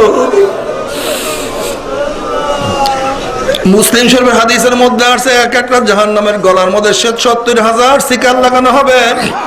এক একটা শিকলের মধ্যে 70,000 ফেরেশতারা থাকবে। ওই ফেরেশতারা জাহান্নাম ধরিয়া রাখতে পারবে না। জাহান্নামের আওয়াজে কিয়ামতের ময়দানে থর থর থর থর করে কাঁপতে থাকবে। এই অবস্থা দেখে বুখারী সানির মধ্যে কিতাবুত তাফসীরের মধ্যে আছে, ওয়ায়াকুল ইব্রাহিম খলিলুল্লাহ নাফসি নাফসি, মূসা কালিমুল্লাহ নাফসি নাফসি, ঈসা রূহুল্লাহ নাফসি নাফসি, আদম সফিউল্লাহ নাফসি নাফসি। সমস্ত নবীরা বলবে, মাওলা আমাকে বাঁচাও, আমাকে বাঁচাও, আমাকে বাঁচাও। ইয়াউমা ইয়াফিরুল মারউ মিন আখিহি ওয়া উম্মিহি ওয়া আবিহি ওয়া সাহিবাতিহি ওয়া বানিহি। যেদিন আপন ভাই ভাই পরিচয় দেবে না, মা ছেলের খবর নিবে না, ছেলে মায়ের খবর নিবে না, বাবা ছেলের পরিচয় দেবে না, ছেলে বাবার পরিচয় দেবে। সবাই বলবে, মাওলা আমাকে বাঁচাও, আমাকে বাঁচাও, আমাকে বাঁচাও। এই মুহূর্তে জনাবে মুহাম্মদুর রাসূলুল্লাহ সাল্লাল্লাহু আলাইহি ওয়াসাল্লাম সিজদায় পড়ে বলবেন, মাওলা তোমার ইজ্জত ও জালালের কসম খেয়ে বলতে আছি, আজকে ওই জাহান্নাম তোমার একটা উম্মতকেও খাইয়া ফেলায়, আমি কিন্তু তোমার হাবিব জান্নাতের মধ্যে ঢুকবো না। ও কপাল পোড়ার দলেরা, যে আল্লাহর হাবিব কঠিন মুহূর্তেও তোমাকে আমাকে ভুলবে না, সে আল্লাহর হাবিবের দাড়ির মধ্যে কেমনে পোষ লাগাও, একটু কি কলিজায় ব্যথা লাগে না? কোন স্ত্রী প্রেমে পড়ে স্ত্রী তোমাকে কোনো উপকার করবে না? কোন বন্ধুর ধোকায় পড়িয়া বন্ধু সব লাপাত্তা হয়ে যাবে? কোন সমাজের লজ্জায় পড়িয়া সমাজ তোমাকে কোনো খবর নিবে না? আল্লাহর হাবিব শাফাত না করলে কোনো উপায় হবে না। কাজে আজকের থেকে মন কি বুঝে, মন জীবন যা কার থাক, কেউ বেজার হোক অথবা নাই হোক, আল্লাহর হাবিবের দাড়ির মধ্যে আমি পোষ আর মারবো না ইনশাআল্লাহ। কে কে নিয়ে নারায় তাকবীর, নারায় তাকবীর। আল্লাহ তুমি কবুল করিয়া না, আল্লাহ আল্লাহ তুমি কবুল করিয়া না। আল্লাহর হাবিবের দোয়া কবুল করে আল্লাহ পাক বলবে, যাও জিবরাইল, আমি আমার নবীর কান্না সহ্য করতে পারি না, যাও আমার নবীর কাছে এই পানিটুকু নিয়ে দিয়ে আসো, জাহান্নামের গায়ে ছিটা মারতে বলো। আল্লাহর হাবিব আলাইহিস সালাতু ওয়াস সালাম যখন ওই পানি জাহান্নামের গায়ে ছিটা মারবে, জাহান্নাম ক্যাত ক্যাত ক্যাত ক্যাত করে পিছন দিকে সরিয়ে যাবে। আল্লাহর হাবিব বলেন, মাওলা রে, যে জাহান্নামকে লক্ষ লক্ষ ফেরেশতারা ধরিয়া রাখতে পারে না, এ আবার কোন কুদরতি পানি, কোন আশ্চর্য পানি, যেই পানি মারার সাথে সাথে জাহান্নাম পিছন দিয়ে সরিয়া গেল। আল্লাহ পাক ডাক দিয়ে আমার হাবিবগণ, এই পানি কোন আশ্চর্য পানি না, কোন কুদরতি পানি না, কোন ঝমঝম কুয়ার পানি না, কোন জান্নাতের নহরের পানি না, এই পানি হলো তোমার গুনাহগার উম্মতের চোখের পানি। আল্লাহ রে, ও মাওলা কবুল করিয়া না। ও বাবারে, তোমার আমার চোখের মধ্যে পানি নাই, অথচ আল্লাহর হাবিব আল্লাহর কাছে দোয়া করেন, আল্লাহুম্মা রযুকনি আইনাইন তাবকিয়ান মিন খাশিয়াতিকা ক্বাবলা আন ইয়াকুনা দামু দামান। মাওলা, তুমি আমাকে এমন দুইটা চক্ষু দান করো, যেই চক্ষু তোমার ভয়ে সব সময় কাঁদতে থাকবে। ওই দিন কান্নার আগে, যেই দিন চোখের থেকে পানি শেষ হয়ে শুধু অনর্গল রক্ত বাহির হওয়া শুরু হয়ে যাইবে, আইনাইয়া হাল্লা তাবকিয়ানে আলা জানবি, আইনাইয়া হাল্লা তাবকিয়ানে আলা জানবি, তানাসারা উমুরি মিয়াদি ওয়ালা আদরি। আইনাইয়া, আইনাইয়া, আমার চক্ষু তুই কেন আমার মাওলার ভয়ে কান্দো না? আমার চক্ষু তুই কেন জাহান্নামে ভয়ে কান্দো না? আইনাইয়া হাল্লা তাবকিয়ানি আলা জানবি, ও আমার চক্ষু তুই আমার গুনার কথা স্মরণ করিয়া কেন কান্দো না? তানাসারা উমুরি মিয়াদি ওয়ালা আদরি, আফসুস আফসুস আফসুস। আমার সামনে আমার চোখের পাওয়ার নষ্ট হয়ে গেল, আমার সামনে আমার কান দুর্বল হয়ে গেল, আমার সামনে আমার হাত দুর্বল হয়ে গেল, আমার সামনে আমার দাড়িগুলি পাকিয়া সাদা হয়ে গেল, আমার সামনে আমার সমস্ত শক্তি রহিত হয়ে গেল, অথচ কোনো কিছু হিসাব মিলাইতে পারলাম না। তানাসারা উমুরি মিয়াদি ওয়ালা আদরি, কখন কবরে চলিয়া গেল, কখন বুড়া হয়ে গেল, হিসাব মিলাইতে পারলাম না।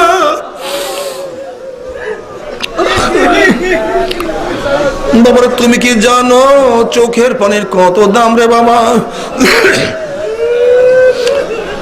কিয়ামতের ময়দানে আল্লাহ পাক রব্বুল আলামিন এক ব্যক্তিকে জাহান্নামের ফয়সালা দিয়ে দিবেন। অমনি চোখের একটা পশম, মাওলারে তোমার নবী সত্য বলছে না মিথ্যা বলছে? আল্লাহ পাক বলবে, আমার নবী যা বলছে সবই সত্য বলছে।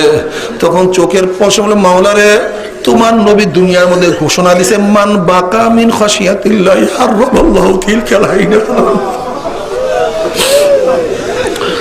তোমার নবীর ঘোষণা, যে চক্ষু তোমার ভয়ে জাহান্নামের ভয়ে কাঁদবে, সেই চোখের উপরে তুমি জাহান্নামের গুণ হারাম করিয়া দিবা। এটা তোমার নবীর ঘোষণা। আর আমি চোখের পশম সাক্ষী দিতে আসি, তোমার এই বন্ধা তোমার ভয়ে জাহান্নামের ভয়ে কত কান্না কাঁদছে, কত দাড়ি ভিজাইছে, কত বুক ভিজাইছে।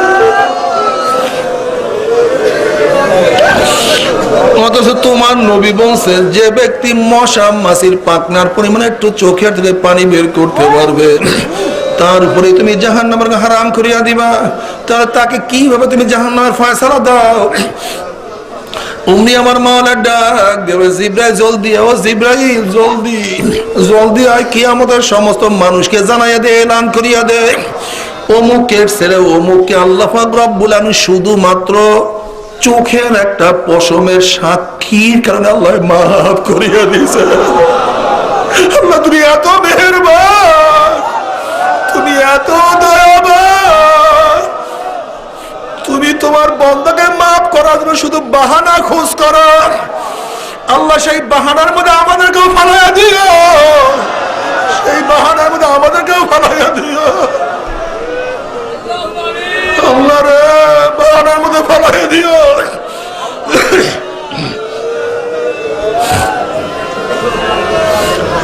এরপর আল্লাহ পাক রব্বুল আলামিন কাউকে জান্নাত কাউকে জাহান্নামের ফয়সালা দিয়ে দিবে।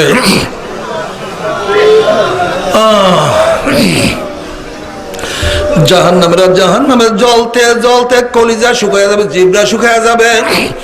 জাহান্নামীরা জান্নাত থেকে ডাকিয়া কি বলবে তা আমার মাওলা কালামে পাকের মধ্যে আগে শুনায়া দিয়েছেন। ওয়ানাদা আসহাবুন নার আসহাবাল জান্নাহ আন আফিদু আলাইনা মিনাল মা ইয়াওমান মা রাযাকাকুমুল্লাহ।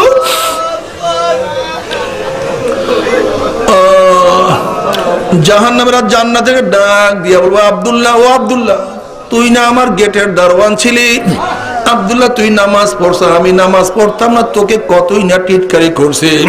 ওরে আব্দুর রহমান, তুই না আমার গোলাম ছিলি, তোর দাড়ি দড়িয়া কত ঝাঁকাঝাঁকি করছি, তুই আমার জঙ্গলি সাজলি কেন? ওরে আব্দুল সাত্তার, তুই টুপি মাথায় দিস, আমি টুপি ছাড়া হাঁটছি। ওরে আব্দুল কাদের, তুই লম্বা জামা গায়ে দিস, কত সুন্নাত সুন্নতি অনুযায়ী চলছো, আমি খ্রিস্টান অনুযায়ী চলছি, ইহুদি অনুযায়ী চলছে। ওরে রহিমা খাতুন, ও রহিমা খাতুন, তুই না আমার কাজের বান্দি ছিলি, তুই নামাজ পড়ছ, আমি নামাজ পড়তাম না, তোকে কত টিটকারি করছে। ও হাজরা খাতুন, তুই না বোরখা পড়তি, আমি উলঙ্গ রাস্তায় হাঁটতাম, অথচ তুই আমার কাজের বাদে ছিলি, তুই কত মাওলার ইবাদত করছ, নামাজ পড়ছ, আমি কত আড্ডার মধ্যে ছিলাম। আজকে মাওলা তোদেরকে জান্নাত দিয়ে দিছে, আর দেখ জাহান্নামের মধ্যে পড়তে পড়তে কয়লা হয়ে গেছি, পেটের ক্ষুধা আর সহ্য করতে পারি না, পানির পিপাসা আর সহ্য করতে পারি না। আন আফিদু আলাইনা মিনাল মাই আও মিম্মা রাযাকাকুমুল্লাহ, আমাকে একটা আপেল দে, একটা আপেলের প্রয়োজনে অর্ধেক আপেল আমাকে দে, আমাকে একটা রুটি দে, অর্ধেক রুটি দে, একটা রুটির প্রয়োজন নাই, 3 ভাগের 1 ভাগ দে, 4 ভাগের 1 ভাগ দে, আমাকে 1 গ্লাস পানি দে, 1 গ্লাস পানির প্রয়োজন হাফ গ্লাস না, 1 কাপ পানি দেওয়া সহ্য করতে পারি না। তখন জান্নাতের জাহান্নামীরা, তোরা কি জানোস না, আমার মাওলা আগেই শোনায়া দিছে, জান্নাতের সমস্ত নাজ নিয়ামত মাওলা জাহান্নামীদের হারাম করিয়া দিছে। এই কথা শোনার পরে জাহান্নামীরা আমার মাওলাকে ডাকা শুরু করবে, আল্লাহ আল্লাহ আল্লাহ আল্লাহ কইয়া ডাকা শুরু করবে। তখন আমার মাওলা কি জবাব দিবে তাও কালামে পাকের মধ্যে আগেই শুনায়া দিছে, ফালিয়াউমা নানসাহুম কামা নাসু লিকা ইয়াউমিহিম হাযা ওয়া মা কানু বিআয়াতিনা ইয়াজাদুন।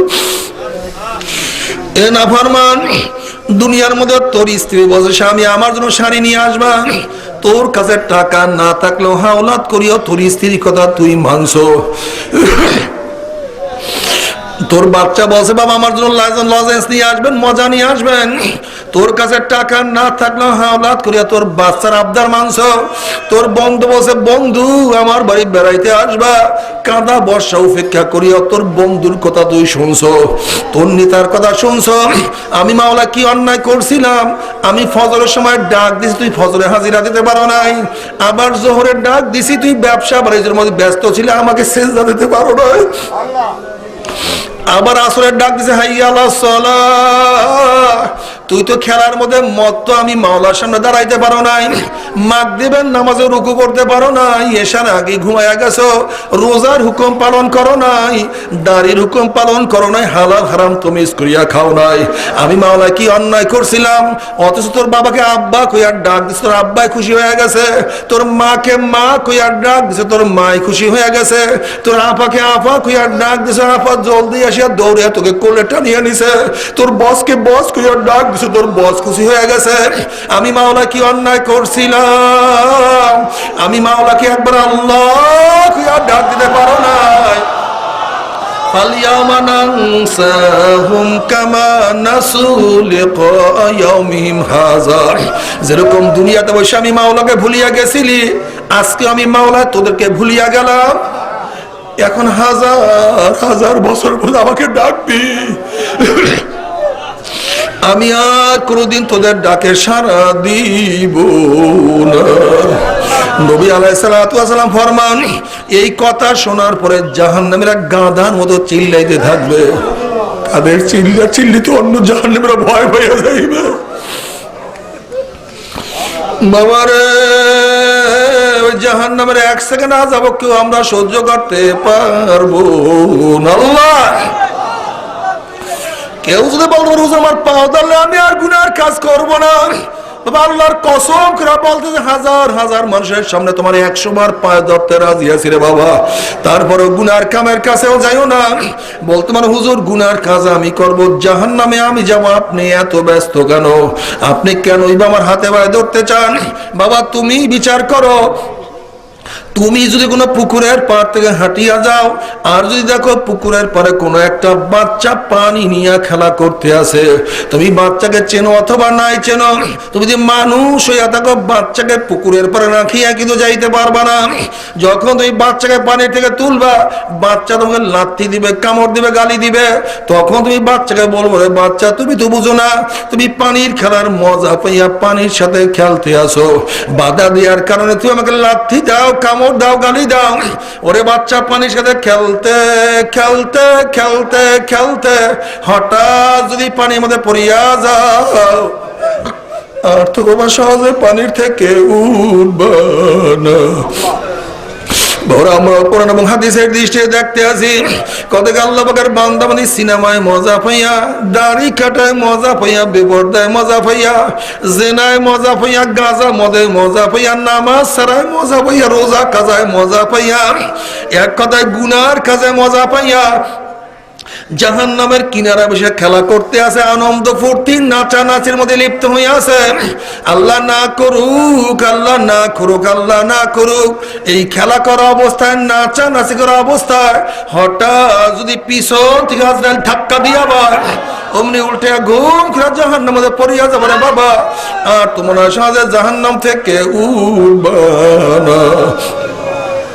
বাবারে তোমরা আমাদেরকে কত গালি দাও, কত রাজাকার, কত আলবদর, কত ধর্ম ব্যবসায়ী, কত টিটকারি, কত টিপ্পনি, কত ব্যাংক করে বাবা, সবই কিন্তু আমরা জানি। কিন্তু তারপরে তোমরা যখনই ভাগো, আমরা তোমাদের পিছনে দৌড়ে বলি বাবা ফেরো, বাবা ফেরো, গুনার কামের কাছেও কেউ যাইও না। তুমি মুমিন মুসলমান বলতে সবাইরই মনে চায় গুনার থেকে ফিরিয়ে আনা, কামল করিয়া মাওলার জান্নাত কিন্তু সবাইরই যাইতে মনে চায়, গুনাহ নিয়ে মাওলার জাহান্নামে কাউরি কিন্তু যাইতে মনে চায় না। কিন্তু কেনই বা আমরা নেক আমল করতে পারি না, কেনই বা গুনার কাম ছাড়তে পারি না? এর মূল কারণ হলো আপনার এবং আমার পিছনে নফস এবং শয়তান লাগিয়া রইছে। এই নফস এবং শয়তান থেকে ফেরার জন্য যে কোনো একজন হক্কানি আল্লাহর ওলির হাতে হাত দিতে হবে রে বাবা। খবরদার, বর্তমান জমানে কিন্তু পীর মুরিদে ভেজাল, শিরক, বিদআত, হিংসা, হাসাদ, ব্যবসা বাণিজ্যে পরিণত হয়ে গেছে। সমস্ত আল্লাহর ওলির একমত, যেই পীরের 5 জন মুরিদের মধ্যে কম পক্ষে 3 জনকে দেখবা আলহামদুলিল্লাহ সুন্নাত মাফিক আমল আখলাক মজবুত হয়ে যাইতে আছে, গুনার কাম ছাড়তে আছে, নেকের আমল ধরতে আছে, কলব নরম হইয়া চোখে পানি আসতে আছে। বৃক্ষ তোর নাম কি, ফলে পরিচয়? আমি চরমোনাই বুঝি না। চরমোনার দাওয়াত, প্রশংসা, প্রচার প্রসার করার জন্য আসি নাই রে বাবা। চরমোনায় যাওয়ার তোমার কোনো দরকার নাই, কোনো দরকার নাই, কোনো দরকার নাই। তুমি যার কাছে গিয়া পারো গুনার কাম সারো, নেকের আমল ধরো, কলম নরম করিয়া চোখে পানি নিয়া মাওলার কবরে যাইও। যেরকম দুনিয়ার ঘরে আগুন লাগলে পানি ছাড়া নিবানো যায় না, ঠিক তদ্রুপ তোমার এবং আমার গুনার দ্বারা যে জাহান্নামের আগুন জ্বলিয়া রয়েছে, চোখের পানিও ছাড়া কিন্তু জাহান্নামের আগুন নিবানো সম্ভব না। কাজী বাবা, আমার জন্য দোয়া আছে, আমিও দোয়া করি, সবাই সবার জন্য প্রাণ খুলিয়া দোয়া করো, যেন কিয়ামতের ময়দানে গলাগলি বাঁধিয়া মাওলা একসাথে জান্নাতে যাওয়ার তৌফিক দিয়া দাও। আল্লাহুম্মা আমিন, আল্লাহুম্মা আমিন, আল্লাহুম্মা আমিন। পর্দার মা বোনেরা, ও আমার মা বোনেরা, দুই হাত তুলিয়া মাওলার কাছে কান্দো আর মাওলার কাছে মাপ চাও। কান্না না আসলে মনের ভিতরে মন। একদিন এই ঘরের দরজায় নতুন বউ হইয়া উঠছিল রে মন। কত মেয়েলোকে শরবত খাওয়াইছে, কত মেয়েলোকে বাতাস করছে। আবার একদিন এই ঘরের দুয়ার দিয়া মরালাস হইয়া বাইর হব। ছেলে কানবে মামা করে, মেয়ে কানবে মামা করে, কেউ আব্বা আব্বা ভাইয়া ভাইয়া কইয়া ডাক দিবে। ওরে মন জবাব তো আর দিব না। আল্লাহ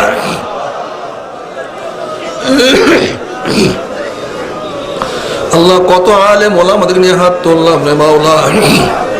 আল্লাহ কত সাদা দাড়িওয়ালা ভাইদেরকে নিয়ে হাত তুললাম রে মাওলা। আল্লাহ তোমার হাবিব বলছে সাদা দাড়িওয়ালা যখন কান্দন নয় তখন তুমি লজ্জা পেয়ে যাও। আল্লাহ কত বেগুড়া না বলে তালবি আলিম ভাই যাদের পায়ের নিচে ফেরেশতারা পাকনা বিছায়া দেয়। আল্লাহ কত জাকিরিন শাকির তোমার খাস খাস বান্দা দিনে হাত তুললাম রে মাওলা। আল্লাহ আমি তো গুনাহগার, আমার দিকে না তাকাইয়া তোমার যেই বান্দার হাত পছন্দ তার উসিলে আমাদের সবার গুনাহটা মাফ করে দাও। আল্লাহ আল্লাহ তুমি মাফ করবাই না, তুমি ক্ষমা করবাই না। তাহলে তোমার বান্দার এখানে কেন আসছে? কি পাওয়ার জন্য আসছে? কি চাওয়ার জন্য আসছে? আল্লাহ আমরা দুনিয়া পাওয়ার জন্য আসি নাই, দুনিয়া চাওয়ার জন্য আসি নাই, দুনিয়ার বিপদে পড়েও আসি নাই। আল্লাহ কেউ নামাজ কাজা করিয়া ফেলাইছি, কেউ রোজা ছাড়িয়া দিছি, কেউ সেনার মধ্যে পতিত হয়ে গেছি, কেউ গাঁজা ইয়াবা মদ পান করিয়া ফেলাইছি। আল্লাহ আমরা জাহান্নামের কাজ করিয়া ফেলাইছি। আল্লাহ জাহান্নামের খাতা থেকে আমাদের নামটা কাটিয়া দাও। আল্লাহ জাহান্নামের খাতা থেকে আমাদের নামটা কাটিয়া দাও। জান্নাতুল ফেরদাউসের মধ্যে আমাদের নামটা উঠে। আল্লাহ আল্লাহ সন্তান অন্যায় করিয়া বাপের কাছে মাপ না পাইলে মায়ের কাছে মাপ পাওয়ার আশা করে, ভিক্ষুক এক দরজায় ভিক্ষা না পেলে অন্য দরজায় ভিক্ষা পাওয়ার আশা করে। আমরা তোমার দরজার ভিক্ষু, তুমি হাঁকাইয়া দাও, তারাইয়া দাও। আর তোমার দরজা নাই রে মালিক, আর তো কোনো দুয়ার নেই। আল্লাহ আল্লাহ আমার যুবক বাবা থেকে কবুল করিয়া নাও। আল্লাহ আমার যুবক বাবা থেকে কবুল করিয়া নাও। আল্লাহ আমার মুরব্বী বাবা থেকে কবুল করিয়া নাও। আল্লাহ আমার মা বোনদেরকে কবুল করিয়া নাও। আল্লাহ আমরা যারা হাত তুললাম জানি না কার মা নাই, জানি না কার বাবা নাই, জানি না কার স্ত্রী নাই, সন্তান নাই, দাদা নাই, দাদু নাই, ভাই নাই, বন্ধু নাই, ওস্তাদ নাই, সাগর নাই। আল্লাহ যত মুমিন মুমিনা, যত মুজাহিদরা কবরে শুয়ে রয়েছে সবার কবরে আযাবকে মাফ করে দাও। আল্লাহ আমাদের মোরল গাজের আকমাল ভাই দুনিয়া থেকে বিদায় হয়ে গেছে। আজকেও খুলনার এক মসজিদের মুয়াজ্জিন আমাদের মুজাহিদ দুনিয়া থেকে বিদায় হয়ে গেছে।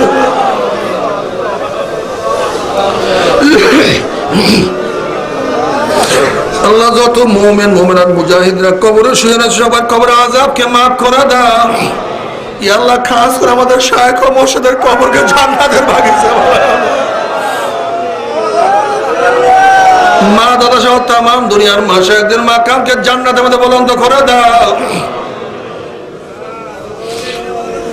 মাওলানা এই মাদ্রাসার প্রতিষ্ঠা আজকে আমাদের সামনে শোয়া আছে, তার কবরকে তাদের কবরকে জান্নাতের বাগিচা বানায় দাও।